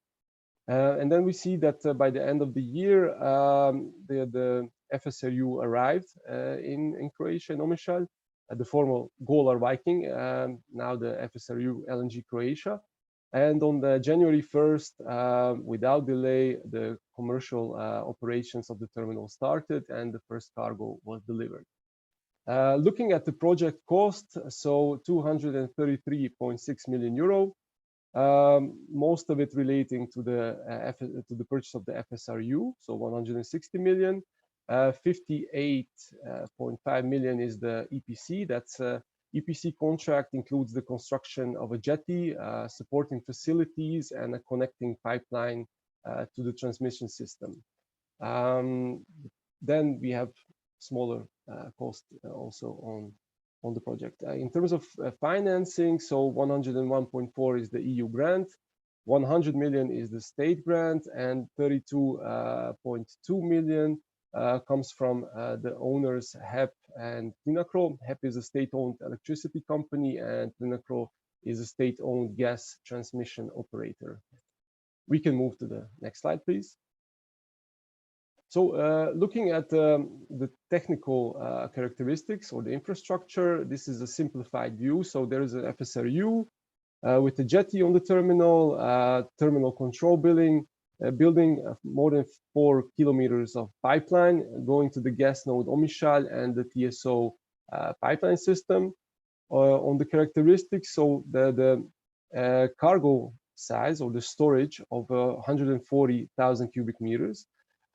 This is in a way also one of the bottlenecks of the terminal because this size is lower than an average cargo size that is basically delivered. So if we talk about the bottlenecks, this is definitely one of them.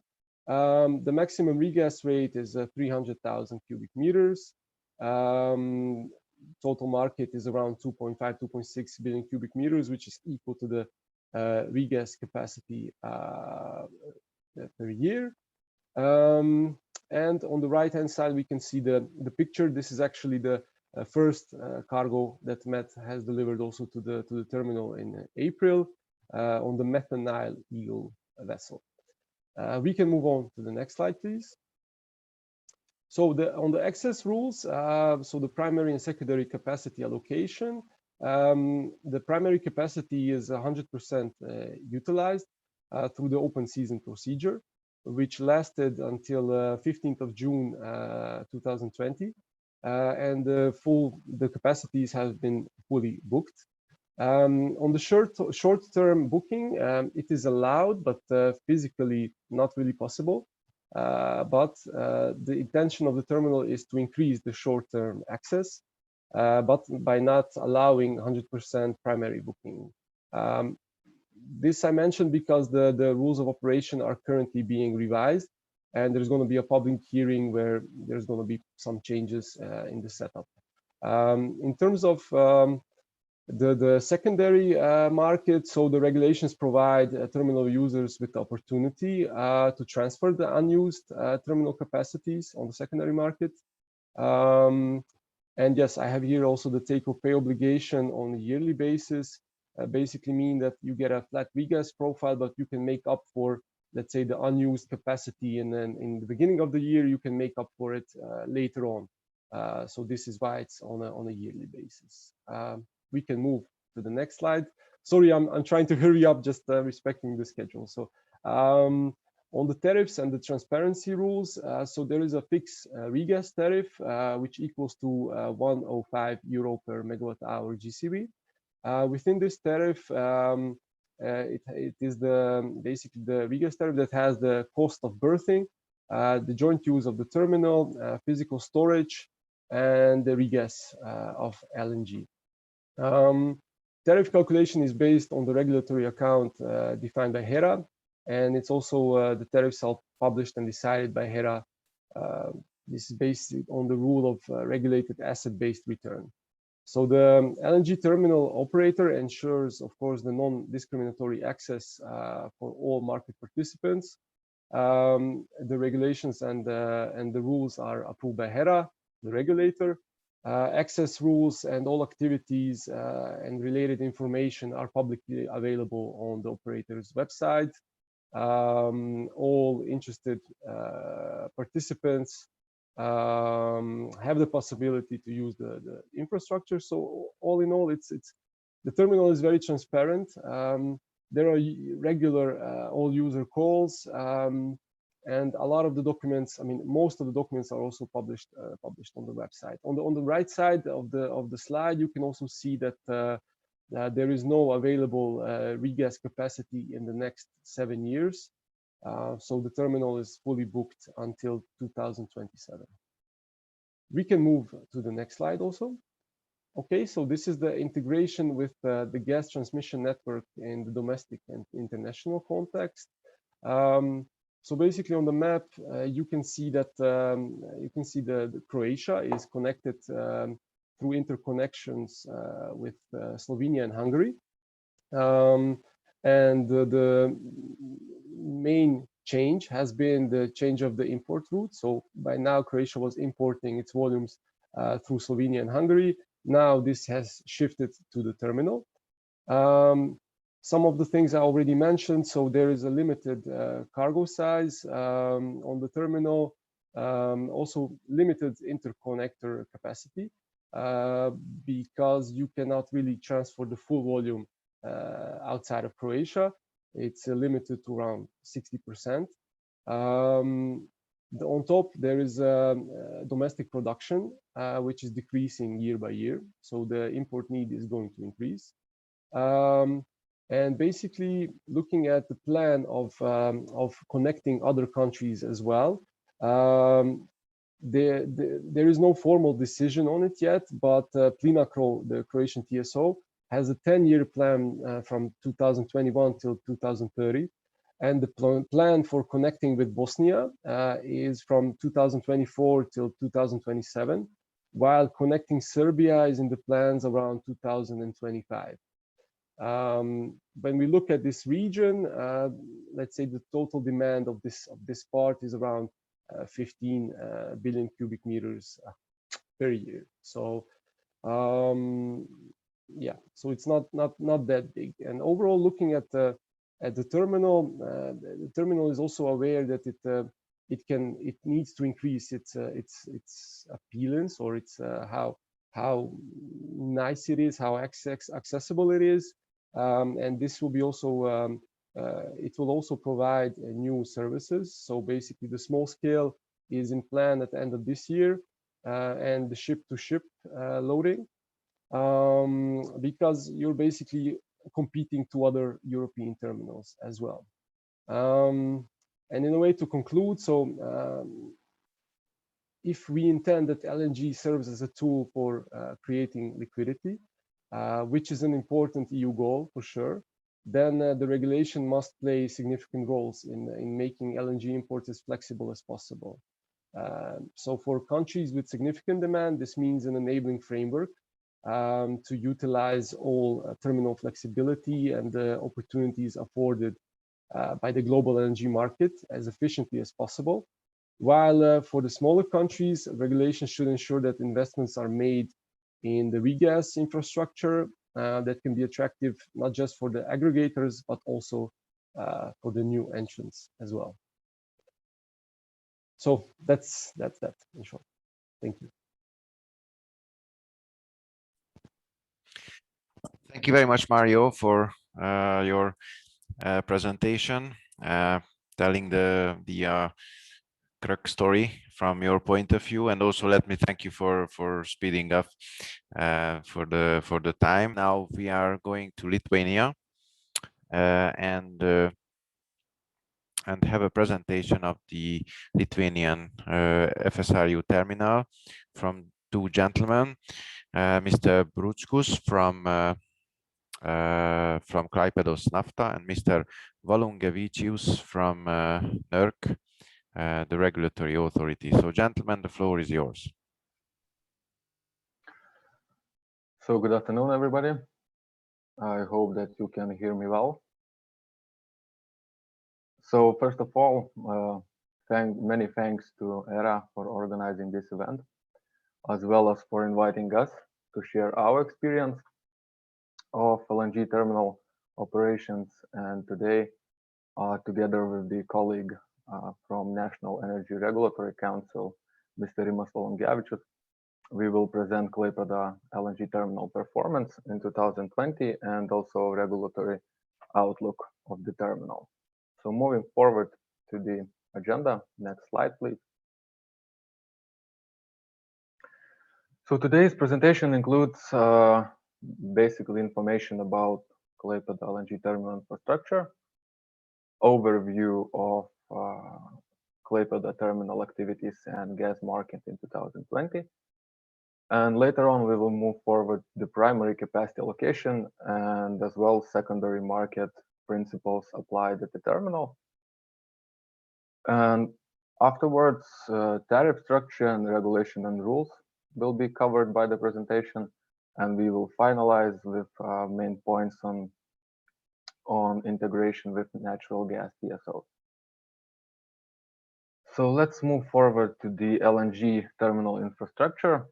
So in the center of the slide, you can see Klaipėda port map. So basically, FSRU Independence is located in the southern part and moored to the jetty, which is connected with the 18 kilometers pipeline to the gas metering station. So all this infrastructure mentioned is operated by Klaipėdos Nafta, and the connection ends with the natural gas transmission system of Lithuania, operated by Ambergrid, another company. And what is worth to mention as well, that in the northern part of Klaipėda port, in the territory of oil terminal, We also operate a small-scale LNG infrastructure with 5,000 cubic meters capacity, where basically LNG is loaded to the trucks and bunkering services are performed as well. And what is maybe to mention for the context that LNG reloading station is not the regulated activity. So let's move to another slide to the overview of our terminal activities in 2020. So first of all, I would like to mention that our terminal is a multi-user terminal, and in 2020, number of clients reached 6 in total. So 4 of them was local companies from Lithuania and 2 were from Estonia. And it's great to share that in 2020 was a record year for our terminal. We gasified 22 terawatt hours, and which means that we actually achieved about 49% of utilization, calculating from the technical one, which is 3.75 BCM per annum. So looking at the EU context, we observe that average utilization rate of LNG terminals in Europe was approximately 45%. So it's also a great achievement for our terminal, but that we were slightly above the average and reached 49%. And finally, unfortunately, previous year was not a reloading year at all. As you see from the chart on the right side of the slide, we have no reloading activities in previous year, but hope that the interest will increase in the upcoming years of operation. So let's move to another slide. This slide includes information on the gas flows in Lithuania in 2020. So I just wanted to mention a few key points. Lithuania has 3 import routes. So definitely one of them is Klaipėda LNG terminal. And another one is connection with the interconnection with Latvia in the northern part of Lithuania. And as well, we have a connection in the eastern part where the gases flow from Russia via Belarus.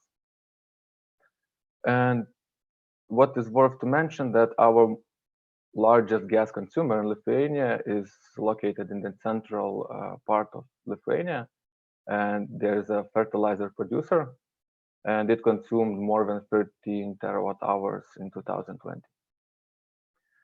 And to sum up, total consumption in 2020 in Lithuania have reached more than 25 terawatt hours.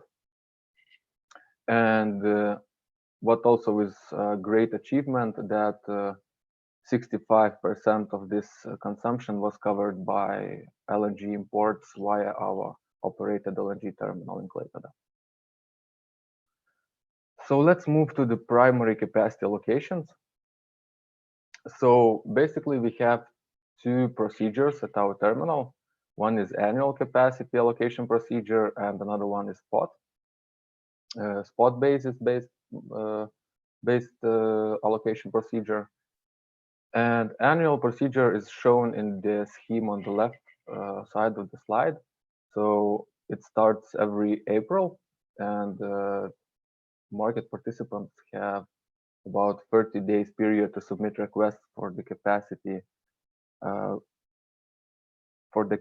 starting from the upcoming gas year, which starts in October. And after the submission of requests, we basically have a short period of time for conclusion of the contracts, and later on the scheduling procedure takes about 2 months till the annual approved annual schedule is publicly announced on our website. So basically this procedure takes place right now, started in the 24th of April and will last till 24th of May. And unfortunately, annual procedure is not very popular in Lithuania, and most of the capacities are allocated on the spot basis. We have quite simple spot capacity allocation procedure with the three maybe main stages.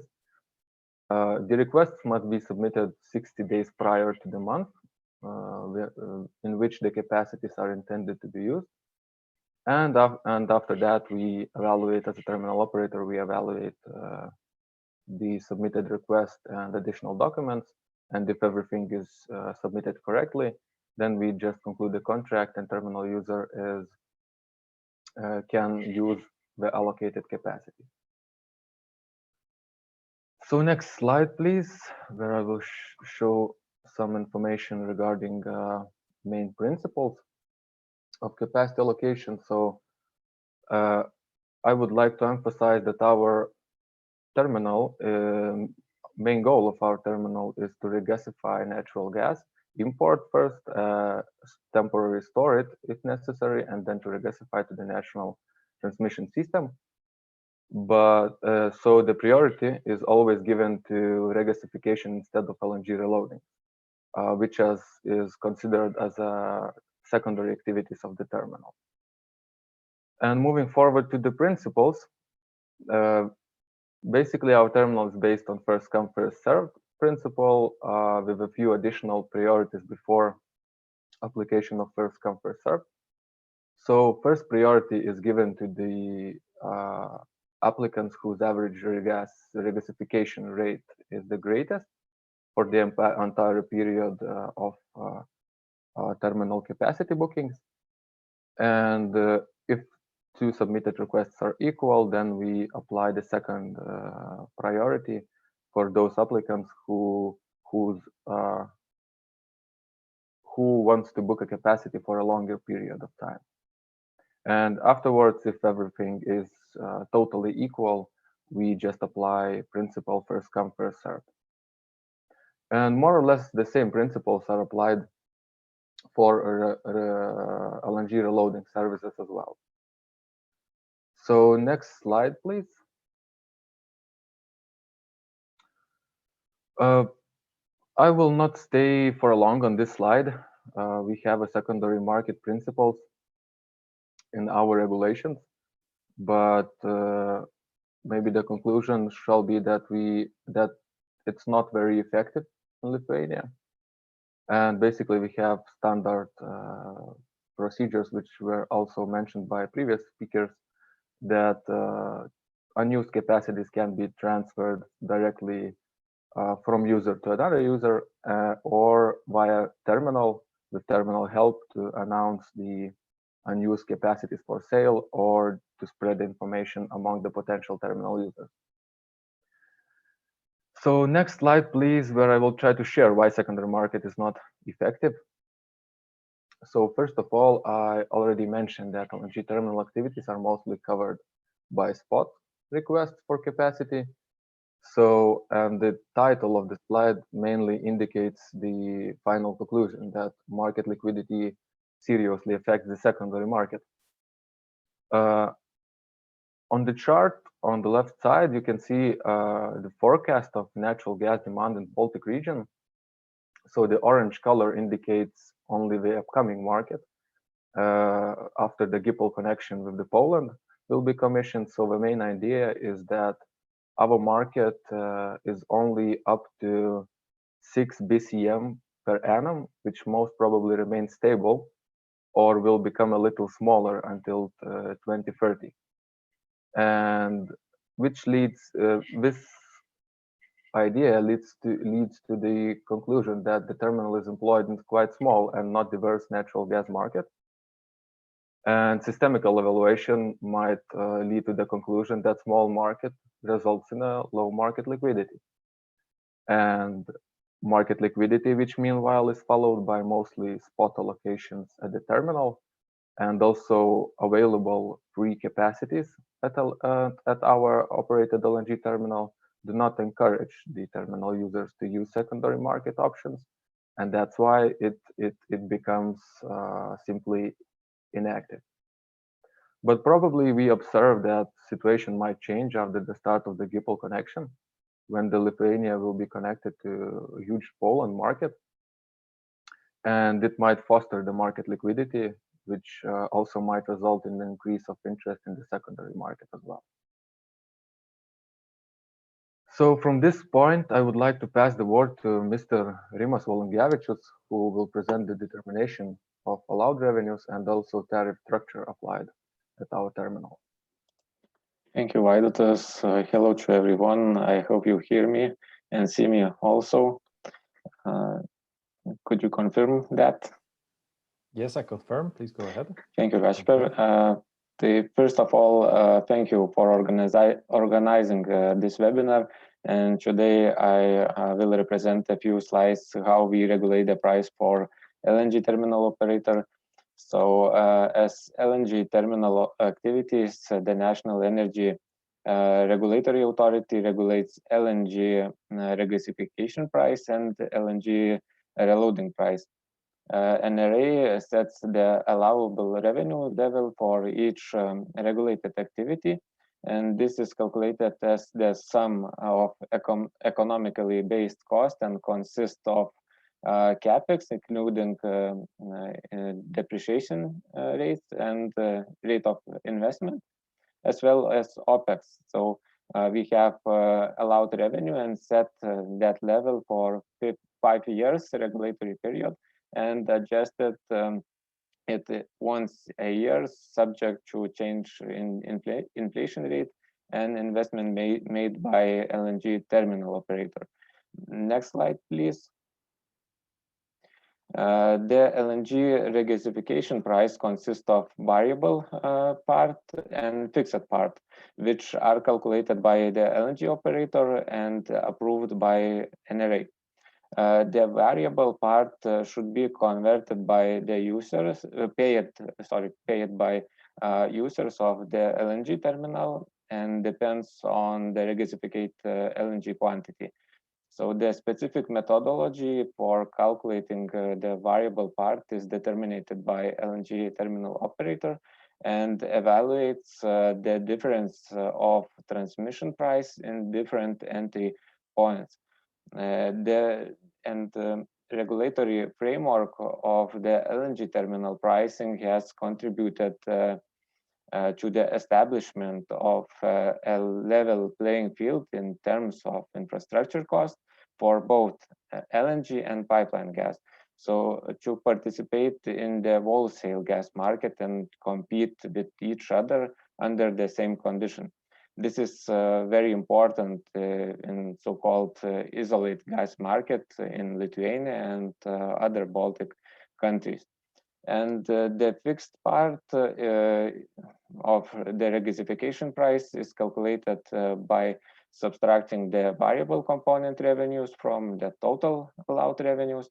And the fixed part is included into the so-called the security of supply component paid by all Lithuanian natural gas customers.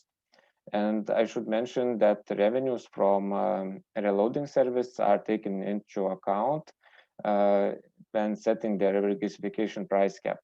And this scheme was approved by the European Commission because some cost related with fixed part is socialized. And we could move forward to the next slide, please. Thank you. And in this slide, you can see change in tariffs of LNG regasification and LNG reloading service. LNG regasification tariff in 2021 has increased from 30 euro cents per megawatt hour to 41 euro cent per megawatt hour. And from this year, the price of the LNG reloading service is differentiated by estimating the time cost of the LNG reloading operation for different size of cargoes and the total price paid by entire LNG reloading operation. So this is first year when we do that exercise. So you can see all size by cargoes and all prices which are paid by the users. So that's all from my side, and I give the floor for Vaidotas. So thank you, Rimas. Let's move to another slide where I will continue with key aspects of transparency rules and regulation. So first of all, our terminal is a third-party access terminal with non-discrimination principle applied in its activities. So every user has the possibility, or every interessant has the possibility to use LNG terminal services based on equal conditions and meeting the same standard requirements. Secondly, it's worth to mention that all LNG terminal related information is publicly available on our website. So there you can find all the necessary forms for capacity requests or entire regulations, approved tariffs, and so on. And from the operator's perspective, the key responsibility is to ensure reliable and safe operations. So the LNG terminal services, we have such a regulation that LNG terminal services might only be interrupted for the users in case of necessity to ensure the safety and reliability. And as Rimas has already mentioned, we are the terminal, we are regulated, and regulations are approved by National Energy Regulatory Council as well as the tariffs. So, but we see these aspects as fostering the transparency and equal access to the LNG terminal services, because our terminal, we have a simple one bundled tariff for regasification, which includes berthing right, temporary storage, and regasification as well. So we see it as quite easy to understand. And from the terminal's perspective, we as an operator, we initiate periodic revision of access rules and regulations, and we involve or ask for the involvement of every market participant, possible market participant. Also, National Energy Regulatory Council as well is involved in the process by approving and before that. And finally, we as a terminal, we implement compliance with the EU REMIT regulations. So basically, the last update on this topic is disclosure of inside information on the IIP, so-called inside information platforms. So LNG terminal related inside information you can publicly find publicly available on the information platform operated by Natural Gas Exchange in Lithuania. So let's move to the last slide for today. So here you can see the map on the left, on the right indicated key regional natural gas infrastructure. And we, from the operator's perspective, the development of natural gas interconnection see as of the highest importance to foster effective LNG and natural gas market integration and liquidity. And I will mention several maybe current updates from these topics. So since start of 2020, we have Baltic market connected directly to the Finland market with the Baltic connector, but still the Baltic connector, after if I'm not mistaken, a year and a half of operations, has not yet reached planned capacities, and this leads to the conclusion that all the maximum benefits are not yet reached as well. Since 2020 as well, common tariff area was formed in Lithuania and in Latvia, Estonia, and Finland, so-called Finaslat area. And Lithuania also negotiates to join that common tariff area, but there are still quite a lot of uncertainties faced. So, and also including the ITC mechanism, which is still on the table to negotiate between the transmission system operators.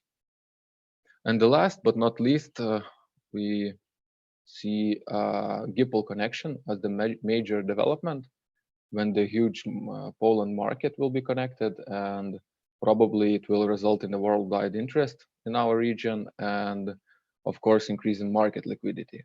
So we see that this interconnection will be beneficial for Lithuania as well as for Poland and all the region. And my final remark is related to the observation we make from the TCO tariffs. We hear from market participants that consistency of transmission system tariffs sometimes is a little bit missing. So to foster the market integration and liquidity, we see that TCO tariffs should be stable and reflect the market needs. So, and from this point, I would like to thank you all for your attention.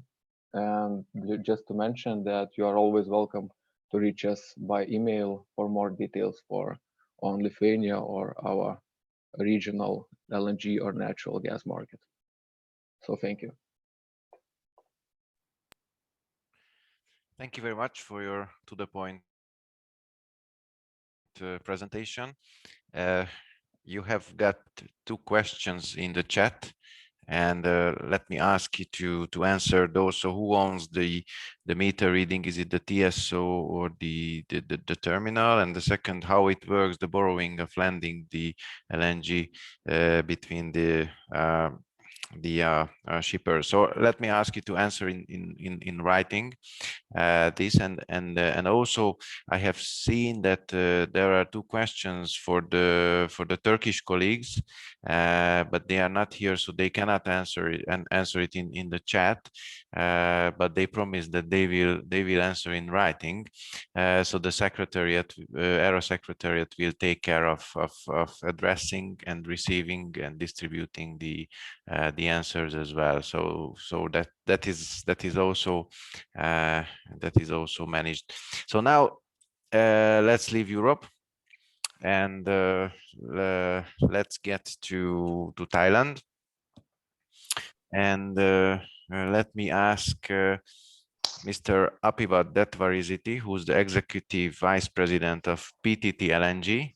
Hello, to make your presentation. The floor is yours. Thank you. Can everyone hear me right? Yes, we can hear you well. And you can see me right? Yes. Okay, let me start my presentation off. First of all, thank you for having me and giving us the opportunity to present on the Thailand situation on LNG business. So let me start off with the natural gas supply and demand of Thailand. Next slide, please. This is the national gas supply in Thailand. As you can see, we have 3 sources of supply: indigenous supplies or the domestic supply, and we have 2 import supply from Myanmar, and the last one is LNG.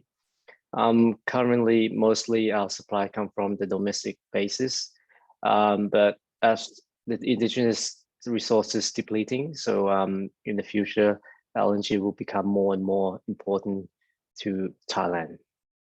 Currently, we have imported about 13% of the total import. Last year, we received about 76 cargoes, with equivalent to about 6 million tonnes per annum. Next slide. And if you look at the demand, most of our natural gas demand goes to the power sector, which contribute about 58% of the total demand, and the rest is consists of for gas separation, industry, and lastly for transportations. So as you can see that our demand, the last couple of years with the COVID situations, our demand dropped a little, but we forecast that in the near future, or approximately in 5 years' time, our natural gas demand will continue to grow, and mostly will continue to be in the power sector. Next slide.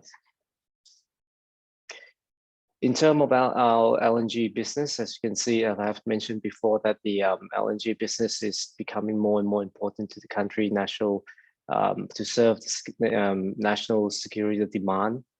And so therefore, the constructions of the LNG infrastructures become very important to the country.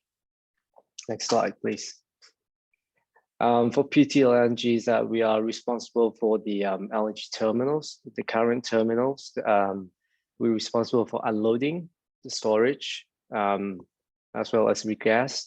And we also have a new service that we have been operating for the past couple of years, is the truck loading and also reloading, that we did the reloading business just within this year.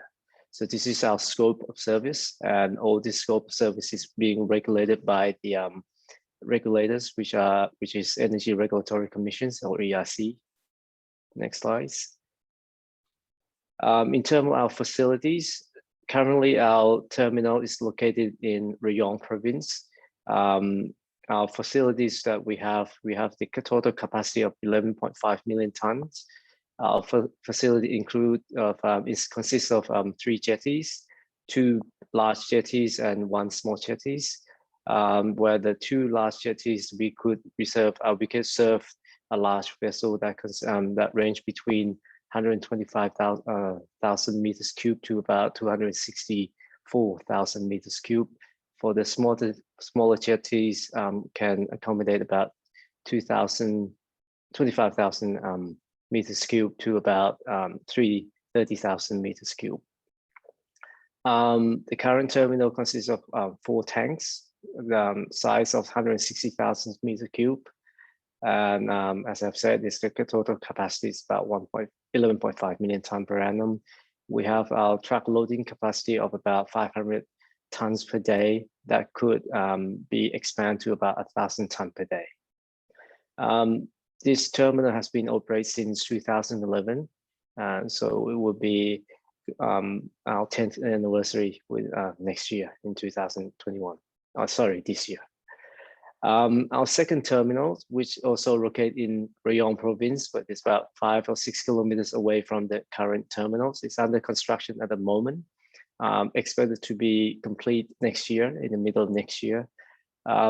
The capacity of the second terminal is about 7.5 million tons per annum, which can be expanded to about 15 million tons per annum. The current constructions consist of 1 jetty that can accommodate the vessel size of 125,000 to about 264,000 meters cubed, very similarly to the current LNG terminals. But the tank size is much larger. It's about 250,000 meters cubed of 2 tanks. And as I said, that the second terminal is expected to be complete next year. Next slides. In terms of our regulations of LNG business, because we are pretty much new to the LNG business. So in terms of regulations, we have the National Energy Industry Act that has been there since 2007. Basically, the Energy Act is to promote fairness and transparency within the LNG business, or the gas business and power business, to promote competitions within the business, to protect energy consumer benefit, and basically to promote the efficient energy industry operations for the power and gas business. And so to really have this Energy Act work, there is a TPA regime that was constructed. And then after the TPA regime was constructed, then the TPA code that was constructed also to follow the TPA regime. And this TPA code was constructed by the terminal and governed by the ERC. The TPA code consists of the terminal code, the connection code, and the operation code. Next slide, please.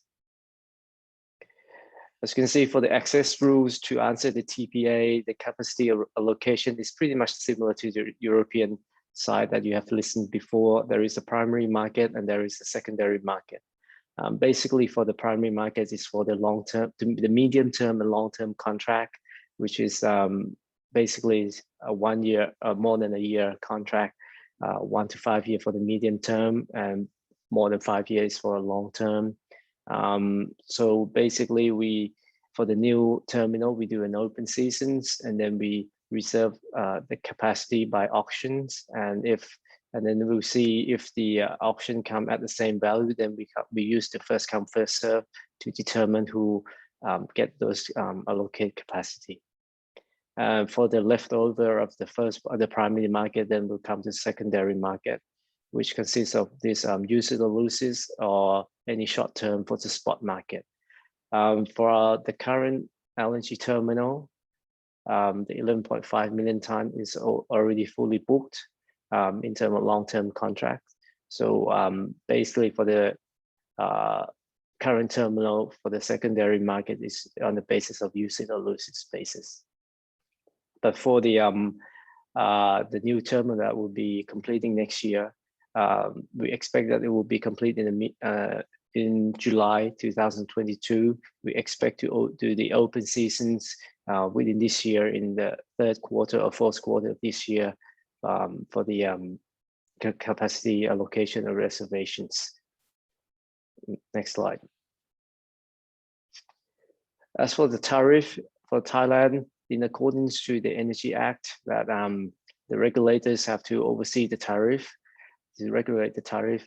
Currently, the tariff for the existing terminal is about 60 cents per MMBTU, and the construction model of the tariff is pretty much a building block structures, and the current tariff is a bundle tariff, and it's being revised every 5 years, and or if there is any major investment or any major changes within those period of time. So basically, the current tariff have been used for about 2 or 3 years now. So in a couple of years' time, the revising of the current tariff will be exercised. Next, please. In terms of transparency and regulatory monitoring is very important. So for the transparency of all activities under the LNG terminals, for open season capacity allocations or anything is being issued on the website. And in terms of regulatory monitorings, we issue all the report to the regulators monthly and yearly. As you can see on the next slide, please. As you can see here that for the report that we submit to the regulatory is basically the terminal variable or the costs, the capacity usage, the storage utilizations, the truck loading services, everything that we operate in our terminals, we have to report into the regulators. And for the tariff model, we have to show our models to the regulators and show every single part of our usage and the cost that we use to operate our terminals. And for the usage losses or open seasons, all this is being published on the website, also that we also have to report to the regulator as well. So basically the transparency and regulatory is a very much of a key part to the TPA success of the terminal usage in Thailand. Next. In terms of a service at the moment, because the terminal is pretty much regulated, so in terms of the terminal services, we consist of the unloading and storage that I've said in the earlier slide, as well as truck loading, as well and also the ISO containers for LNG users around within the ASEAN country. Reloading, we just implement that within this year.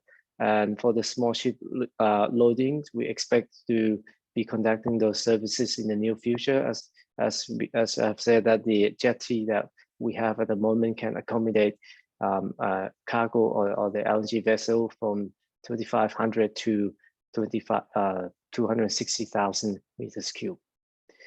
And because Thailand is in the tropical zone, so the coal from the LNGs, we can utilize that, the byproduct of that.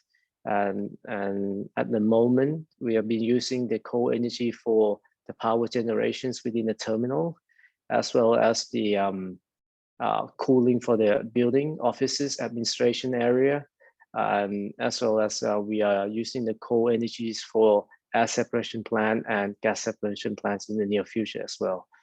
Most recently, we also use the coal energy from LNG for the agricultural research within the terminal area.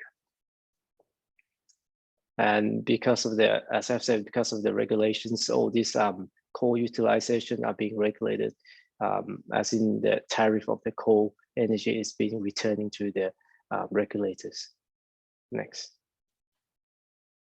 For the gas infrastructure network integration in Thailand, as you can see that quite small, but if you look closely, that LNG terminal where located PTT LNG in the center there, in the Rion province, is pretty much integrated with the national gas pipeline offshore and onshore. So basically our infrastructure is fully integrated with the gas transmissions, both the transmission and distributions of the national gas network in Thailand. And all this transmissions network of pipeline, both transmission and distribution, also the LNG, or basically the total national gas infrastructure, is being regulated by the regulators. So in conclusions of my presentations, we have to say that, next slide please, sorry. We have to say that in terms of LNG business, the security, that the objective of the country is pretty much served by the integrations of all the network. The TPA code that has been constructed is being basically used by the market to serve the Thailand gas market liberalizations with where the government tried to promote in the near future. And in terms of the service facilities and the services of the performance of service that the terminal work at the moment to create the efficienciness or the effectiveness and efficiency of the industry operations. This is basically the conclusion that the terminal tried to support the national objective of the country. Thank you. Thank you very much for your excellent presentation. You have received a question regarding the reloading strategy, if you can elaborate that. So let me ask in writing if you can answer that. So thank you very much again. And let's now jump to Egypt, our last case study for today, where we will have two colleagues, Mr. Hatem Mahmoud from the regulator and Mr. Mohamed El Sadawi from the Egyptian LNG. Gentlemen, the floor is yours. Okay, can you hear me, everybody? Okay. Good morning. I know we are the last case, and it was a long day, so much of information. So I will try to be quick and clear. And of course, if there are any questions, I would be glad to answer it afterwards.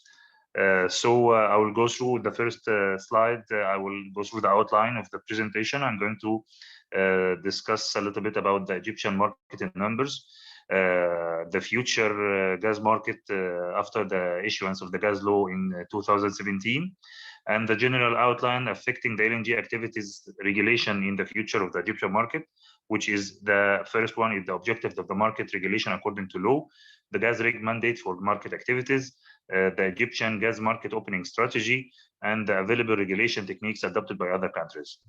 So if we go to the first slide, the Egyptian market in numbers, we started regulating the market in 2018, the first year of regulation, with 4 main activities.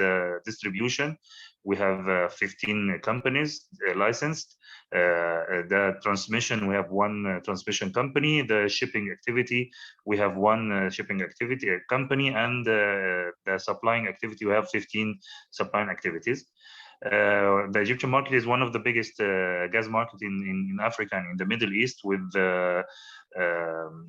annual consumption in 2020 reached 59.2 billion standard cubic meter, with distribution grid more than 55,000 kilometers, and transmission network reached almost 8,000 kilometers, and with a capacity of 250 million standard cubic meter per day. The nature of the consumers in the Egyptian market is 61% of the gas consumed is consumed by electricity sector. Then comes the industrial sector with 24%, and the rest of the consumers, which is the petrochemicals industries and the housing sector, with the rest of the gas consumed. If we go to the next slide, which is the Egyptian gas market design in the future. First of all, the law was issued in 2017, and the executive regulation was issued in 2018. So the first technical year of regulation was 2019. According to the provision of the law, it's prohibited to practice any gas market activity without obtaining a license from the gas rig. The gas rig is the only entity that is responsible for granting the licenses in the Egyptian market. If we talked about the activities and in detail, the market design in details, we can find that the shipping activity includes any legal entity licensed to go into a contract with the operator of the gas network and facilities to use that networks and facilities. They may be the gas producers, or they can buy the gas from importers, or they can even import the gas themselves after obtaining the necessary approvals of the government entities. Shippers can also sell the gas to another shippers by trading, or also can sell the gas to the suppliers. Then the activities of the network and the facilities activities. First of all, the use of the transmission distribution is fully open for TP access until certain published, transparent, and non-discriminatory codes, tariffs, contracts, and rules approved and set by the regulator. The use of some gas facilities will be opened for third-party access fully or partially under different regulation techniques and methods. That is suitable for each case and for each facility. The supplying activity allows gas suppliers to receive and buy gas from the gas shipper and sell their own gas or gas on behalf of other market participants to the final eligible consumers, and also to other suppliers against prices agreed upon negotiation between the parties of the gas contract. We have 2 kinds of consumer. The eligible consumer, as I mentioned before, they are going to get the gas by negotiated prices from their selective supplier, and the non-eligible consumer, where the government is set a sole supplier for them, and they're getting the gas by prices set by the Cabinet of Ministers. If we move to the second slide, here we are talking about the objectives of the market regulation according to the law. Number 1, we are regulating, monitoring, and supervising all the downstream market activities. We are keen to protecting the interest of all the gas market participants, including the consumers' right. We are aiming to attract investment in the field of gas market activities. We need to ensure the right of third-party access to all the gas networks and facilities. We are here to guarantee the quality of service provided, and also create a convenient environment of free competition. And finally, security of the national gas supply. This is the first main constraint or first main topic that is affecting that and will affect the future market LNG market activity regulation in the future. If we go to the next slide, the gas mandate for the market activities, which is the responsibility of the gas regulator. So any gas facility will be under these mandates for the regulator. We are regulating the relation among the gas market participants, approving the gas facilities network codes, setting the tariff calculation methodology for and approving the value of it, preparing all the necessary rules to allow the third-party access, follow and monitor the license activities, and their commitment to the rules and regulations set by the regulator, handling any complaint between the market participants, and setting the needed rules for the unbundling, whether it's accounting unbundling or functional unbundling or even legal unbundling, and reviewing the investment plans and approving it for the gas and network and facilities. This is the second constraint or topic that is going to interfere in the new LNG market regulation. It comes with the third one in the next slide. The main objectives of the market opening strategy. As you can see, the first main objective is transforming Egypt into a regional gas hub, which is considered one of the most important strategies of Egypt nowadays to be implemented country, taking into consideration its great effects on the market. Second objective is establishing a competitive, free and attractive market for investors, which will aims to attract new investment for the gas industry and maximize the added value of the national economy. The third objective is ensuring the supply of gas of local consumptions at affordable and competitive prices. And that comes by the diversification of the supply sources and introducing competition between the market suppliers, which helps in reducing the expenses. Then improving the quality of service and achieving the optimal utilization of the infrastructure. I'm trying to be fast, taking into consideration the time. So, of course, if you have any questions, please feel free to ask and I will answer it, no problem. If we go to the final slide for my presentation, the fourth and the very most important part, factor that is going to affect the Egyptian LNG market in the future is the techniques that we have benchmarked alongside the world, and also what my colleagues just said in the previous presentations. We are facing mainly four kind of techniques that we are going to choose which one to adopt upon a cost-benefit analysis and a detailed feasibility study. The first technique is the full mandatory use, where 100% of the facility is open for third-party access by the power of the regulator, and all the details of access, capacity, booking, tariffs, and codes are set by the regulator in a non-discriminatory way. The second technique was the right of voluntary use, where part of the facility is open for third-party access by the sole choice of its owner, and all the details of the access, capacity, booking, and tariff are set by the regulator with the needed coordination with the owners of this facility. The third technique is the right of voluntary compulsory use, where part of the facility is open for TPA by the sole choice of its owners, and the details of the access and the tariffs and all that stuff are only set by the regulator. Finally, the exemptions techniques, where the facility is open for TPA by the sole choice of its owner, and in all the details of access and booking and all that stuff are negotiated between the parties or set by the owners. By this slide, I'm finished my presentation. I am leave the floor for my colleague, Engineer Mohammed Sidawi. Thank you.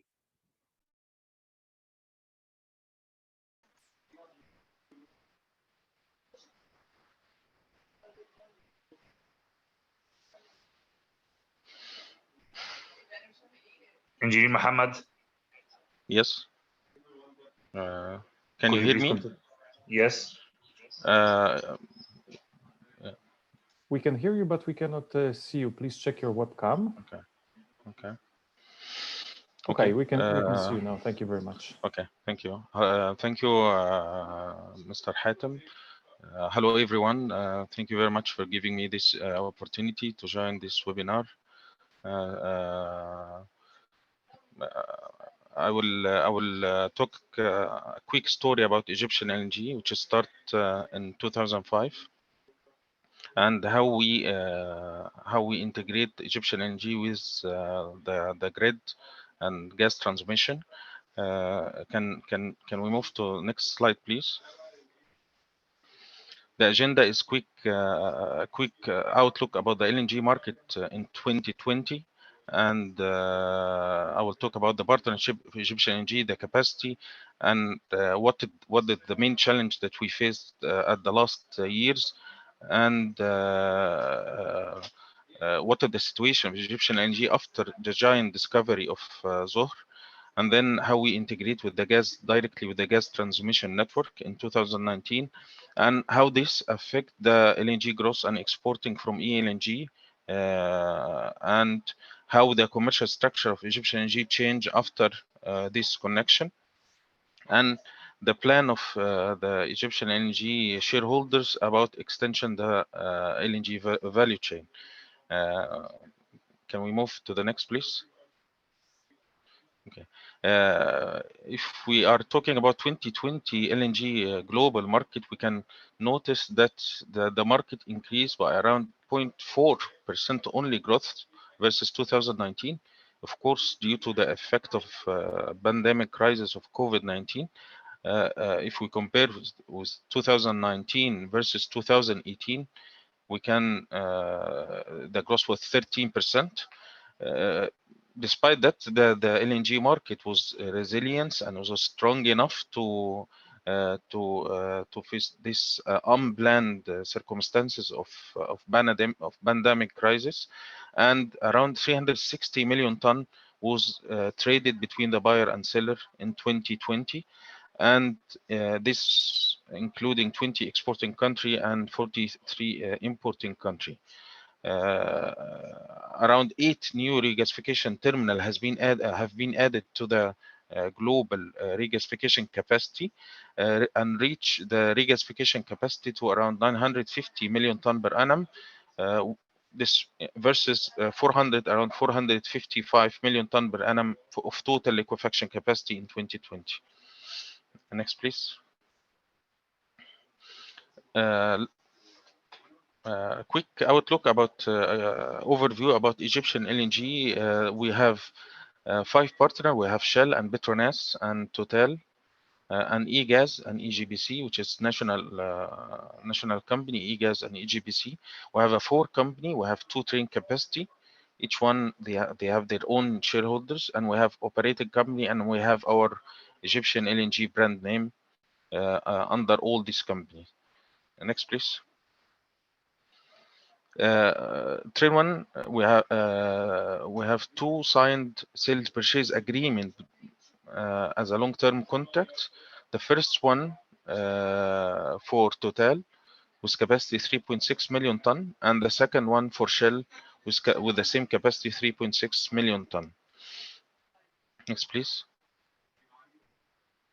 This slide shows our main reservoir, which is offshore, around 70 kilometers offshore Egypt, which is the main supplier of the gas to the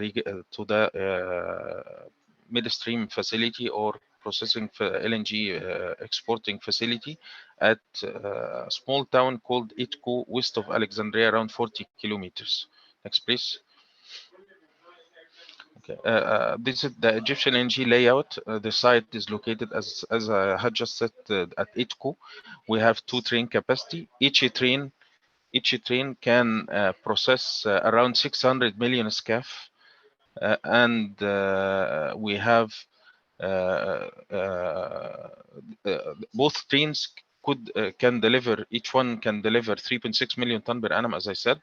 And we have 2 storage LNG capacity of 145,000 each, so that around the total capacity is around 290,000 cubic meter, and we have a longevity around 2.3 kilometers. Can receive LNG carriers capacity between 70,000 to 175,000 capacity. Next, please. Okay, our process license is ConocoPhillips, which is called optimized cascade process. Very brief about the process. We sweetening the feed gas, remove the hydrogen sulfide, the carbon dioxide, and then we remove the hydrates and the mercury. Then we have the 3 stages of liquefaction. The first one to -35, the second one -85, and the third one -160 by 3 refrigerant. propane and ethylene and methane. Then we have the stored the LNG at the 2 storage tank. Next, please. We delivered the first cargo at the end of May 2005 from train 1, and the first cargo from train 2 was delivered in September 2005. Next, please. And then today, or we can say that the last cargo loaded from ITCO on 5th of May, last 5th of May, we delivered around 940 cargos for the whole 4 regions of LNG market all over the world, with and our LNG delivered to around 30 countries all over the world. Next, please. In 2020, we received the largest LNG carriers berthed at ITCO LNG port with capacity 180,000 cubic meters. Next, please. What the challenge next we face due to high grid intake or high network consumption to the local market, the gas diverted from instead of exporting to the local market. So we have a dramatic decline at the feed gas and according to the LNG exporting until total stop 2015, then we resume production again. Next.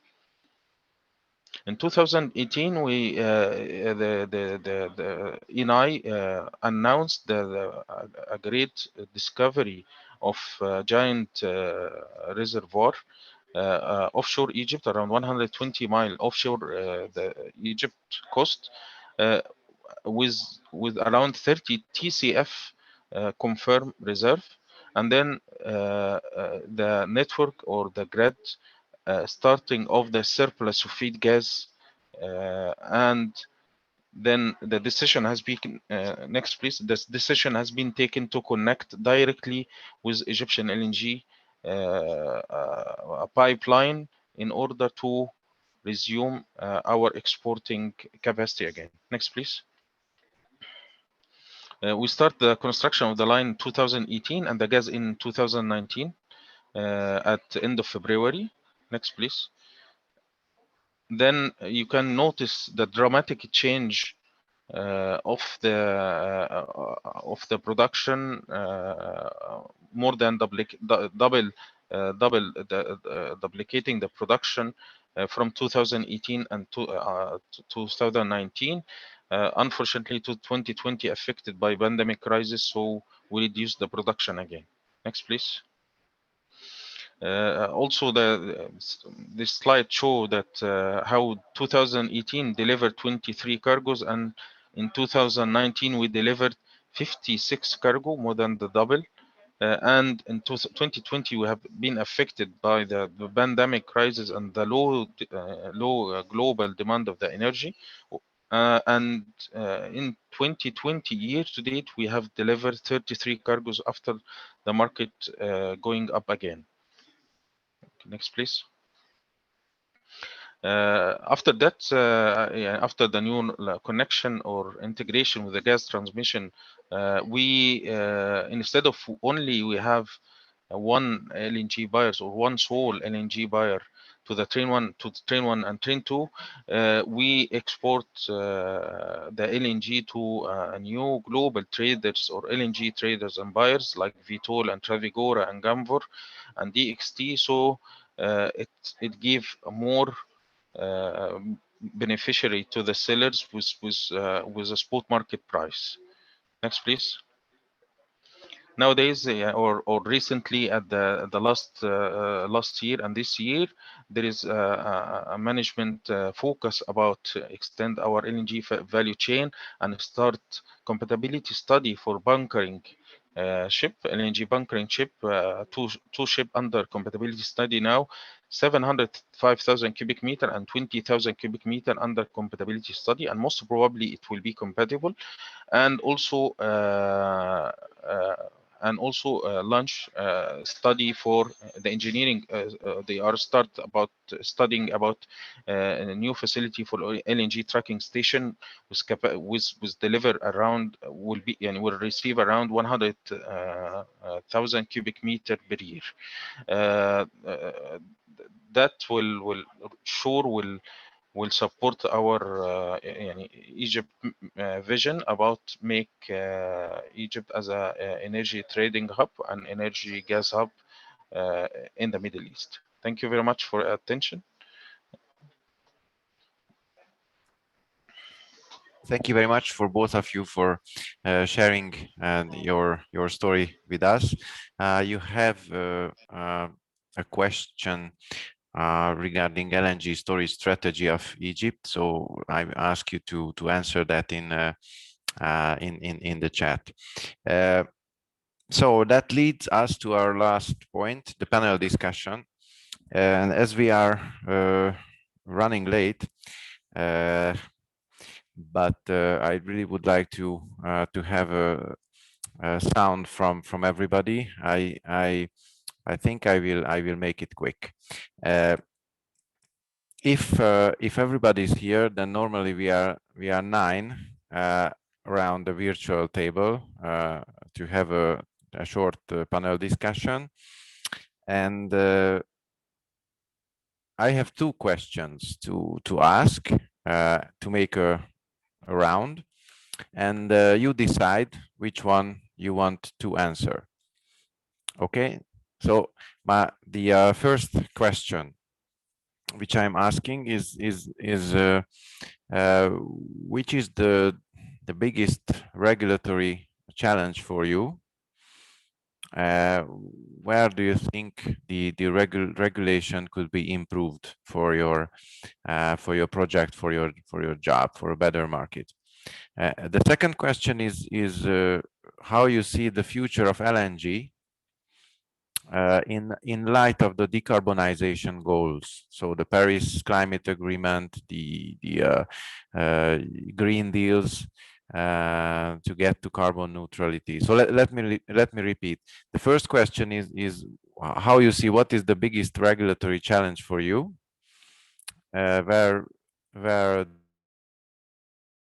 the regulatory framework could be improved, and the second is how you see the future of LNG in general in light of the decarbonization goals. So you choose which one do you want to answer. Please stay within 2-3 minutes.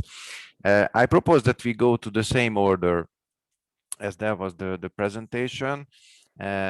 So let me ask Lukáš Lisicki from the European Commission to give your answer first. I hope that you are still with us. I don't see the name. Yes, you are here. So you choose which question you want to answer. The floor is yours.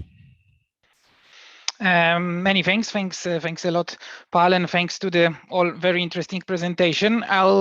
Maybe I'll take the first one since I think it's maybe a bit more difficult on the regulatory challenge. So I think, as I mentioned, definitely the one regulatory challenge that we will be having is on this decarbonization path and potential of the LNG, so that we ensure that our regulatory framework is is fit for purpose and is fit for the future. I think it's particularly difficult since we don't see that much yet decarbonized gases imports in the EU. So it's it's always more difficult to anticipate the future. Also building on what has been achieved already, right? So to strike a right balance. So that's the one part, and the second one, since I have 30 seconds still, then maybe I think there is as well an open question, as I said in my presentation, is that the current framework can be improved in the more, let's say, classical, not decarbonization directly related issues. And I think some areas that we are analyzing, if things can be still improved, are maybe transparency. Maybe some improvement might be done there.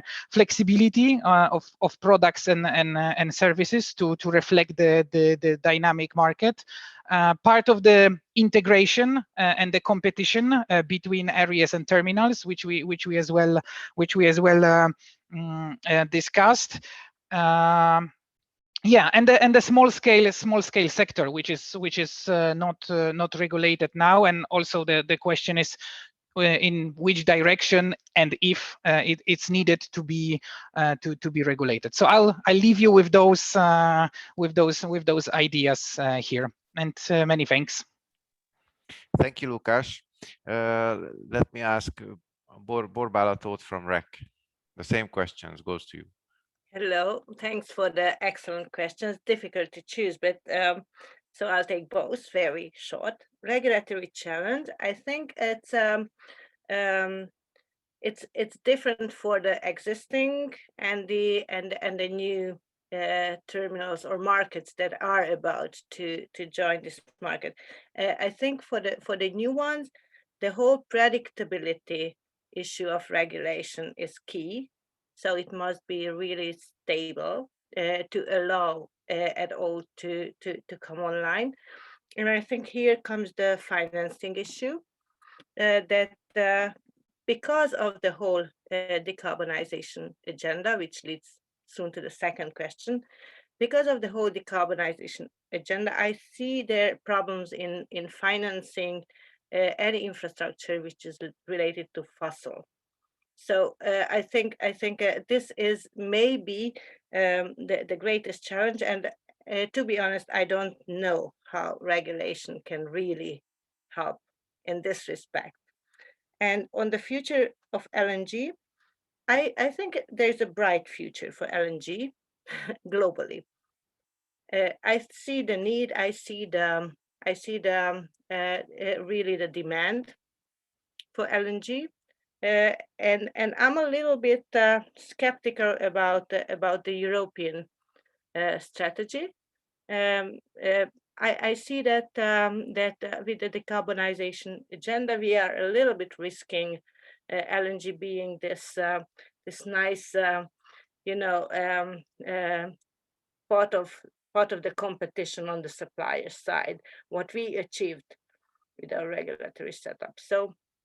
I can just support Lukáš that there should be somehow a balance found to keep LNG somehow in Europe, so not to frighten away LNG from our supply mix.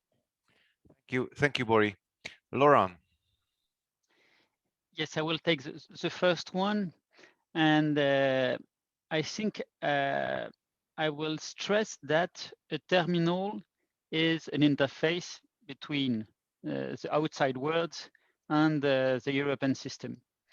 And the terminal is extremely dependent on wider regulation than the terminal itself. And I really think that the ultimate challenge is how do you recognize renewable and low carbon gases into the European regulation?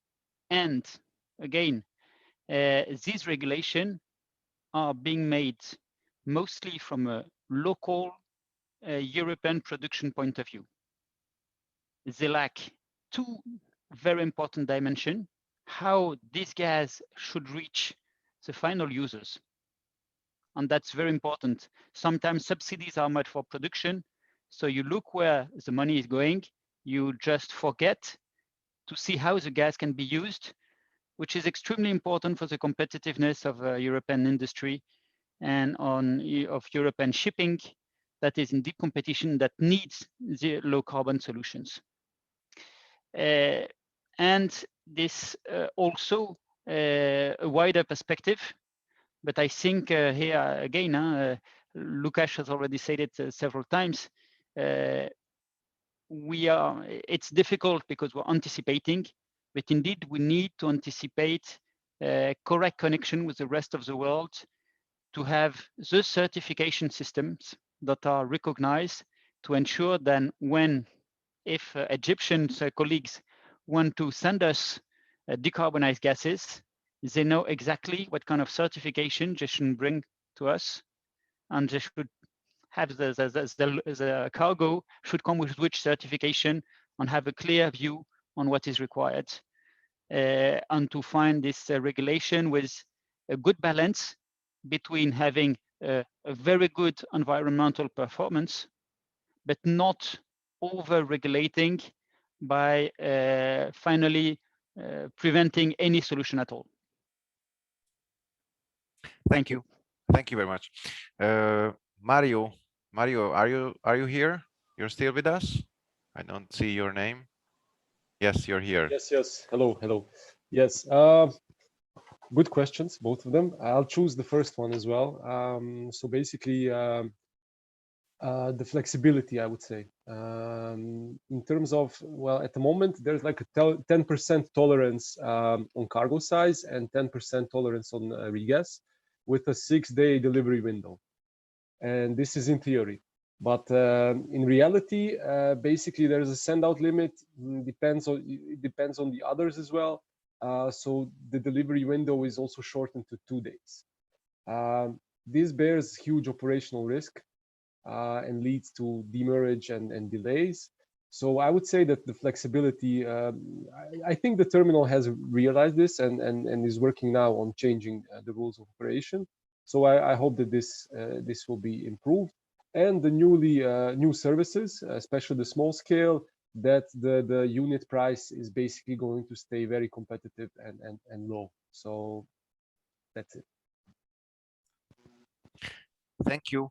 Mr. Bručkus from Lithuania.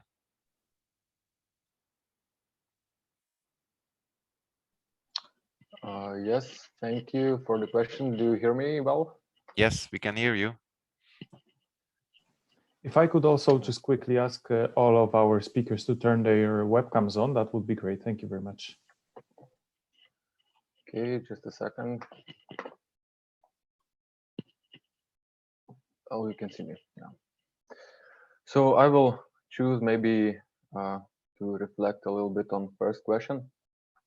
So the regulations, as Mario mentioned, the flexibility. We are quite flexible as a terminal, and here we face different challenges. The flexibility does not allow to utilize the maximum capabilities of the terminal. When you provide the flexibility options to the terminal users, you know that you cannot simply accommodate the perfect annual schedule with perfect arrival windows, periodical ones.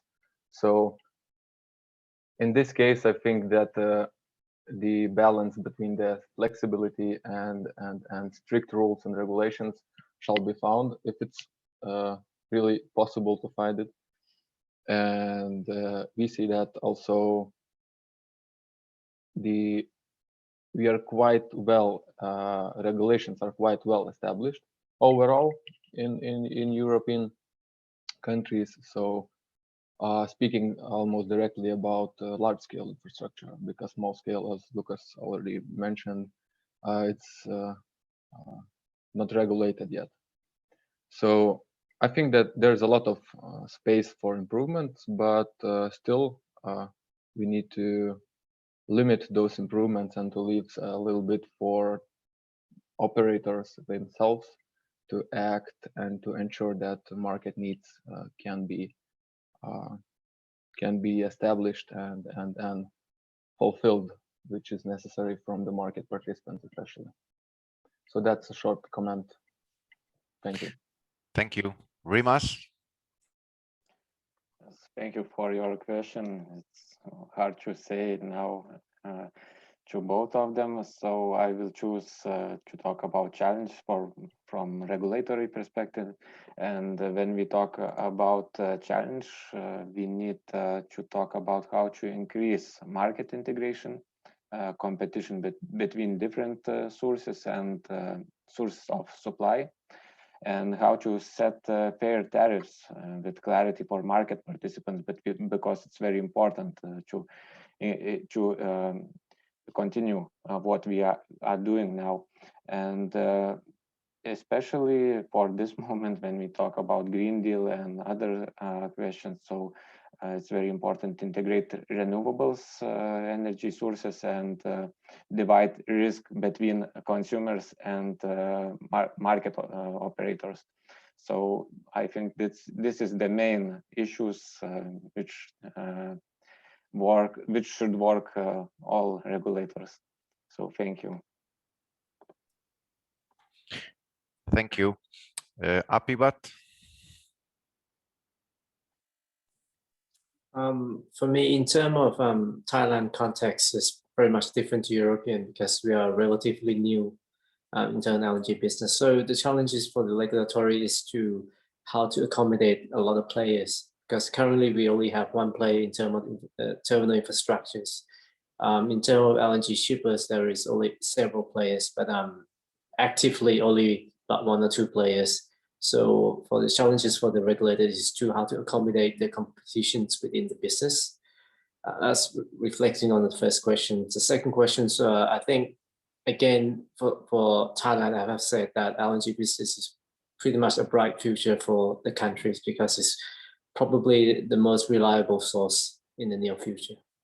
And it's basically the transition fuel for the decarbonizing objective or goal of the global issue. Thank you. Hatem? Yes, as I mentioned in my presentation, the Egyptian experiment in LNG is still, we did not actually start it yet fully, but I believe my advice would be if we in Egypt, if we want to have a successful story in the LNG regulation, we need to adopt a special kind of regulation in the Egyptian market, taking into consideration that we are still opening the market. We don't have much shippers. So I believe that the flexibility, transparency would be my main two advice for the Egyptian regulator when they start opening the LNG and other gas network and facilities. Thank you. Mohammed? Yes, yeah, I will reply the second question about the future of the LNG. I believe, as our participant said, that the future of LNG will, the LNG market will sustain to gross, sustain gross. Shell outlook this year, last report indicate that the LNG market will demand, the LNG trading market will reach to 700 million ton per annum at 2040, and the LNG will sustain a transition energy supply between the coal system and the renewable energy until reach to the zero CO2 emission at 2050. Or might be before at some company plan. So I expect brilliant future to the LNG until 2040, 2050, until we reach to the zero carbon dioxide emission. Thank you very much. Thank you. With that, that leads me to conclude our webinar. So I think we achieved the targets. We discussed about the most important topics: TPA, tariffication, transparency. Discussed the future of LNG in the decarbonized world. Also, we heard some information regarding the new European gas package, which will also be important for the European, not just the European market players, and also discussed the regulatory challenges in the last round. So let me thank you for all the panelists for this great discussion. I really enjoyed it. Let me thank secondly for Kacper and ERRA team for the perfect organization, and also last but not least for the participations of everybody to stay with us until the end. And my last word would be to wish all of you good health in these difficult times, and a good day for the rest of the day. So thank you again, and thanks for answering all the questions and for the active participation. So that was from me. I don't know, Kasper, do you want to say some words at the yes, thank end? you for asking, because I was just about to also build up on top of your round of acknowledgements. Thank you very much, first of all, for the moderation of today's event, to our Vice Chair. Secondly, for all the speaker insights, excellent presentations, and also showing us different perspectives on this important topic. As mentioned by the moderator, we had the chance to familiarize with a lot of valuable insights and different points of view, different market points of view. Separately, thank you very much to the audience for your attention and your questions. There are a few questions unanswered, but we promise to come back to you individually in emails and the follow-up communication. And also, last but not least, thanks and acknowledgements to the Hungarian Energy and Public Utility Regulatory Authority for their support of this webinar. As mentioned before in the chat box, all presentations are available for download at the webinar's website. I believe everybody got the link before. Once again, just a brief information on the recording. We will send the follow-up communication where we announce the recordings publishing. We hope to do it in the coming days. Thank you very much once again, and this event is now closed. Thank you. Goodbye and take care. Thank you. Bye-bye. Thank you. Bye-bye. Thanks. Bye. Thank you. Bye. Bye-bye. Thank you. Thank you very much for all. Thank you.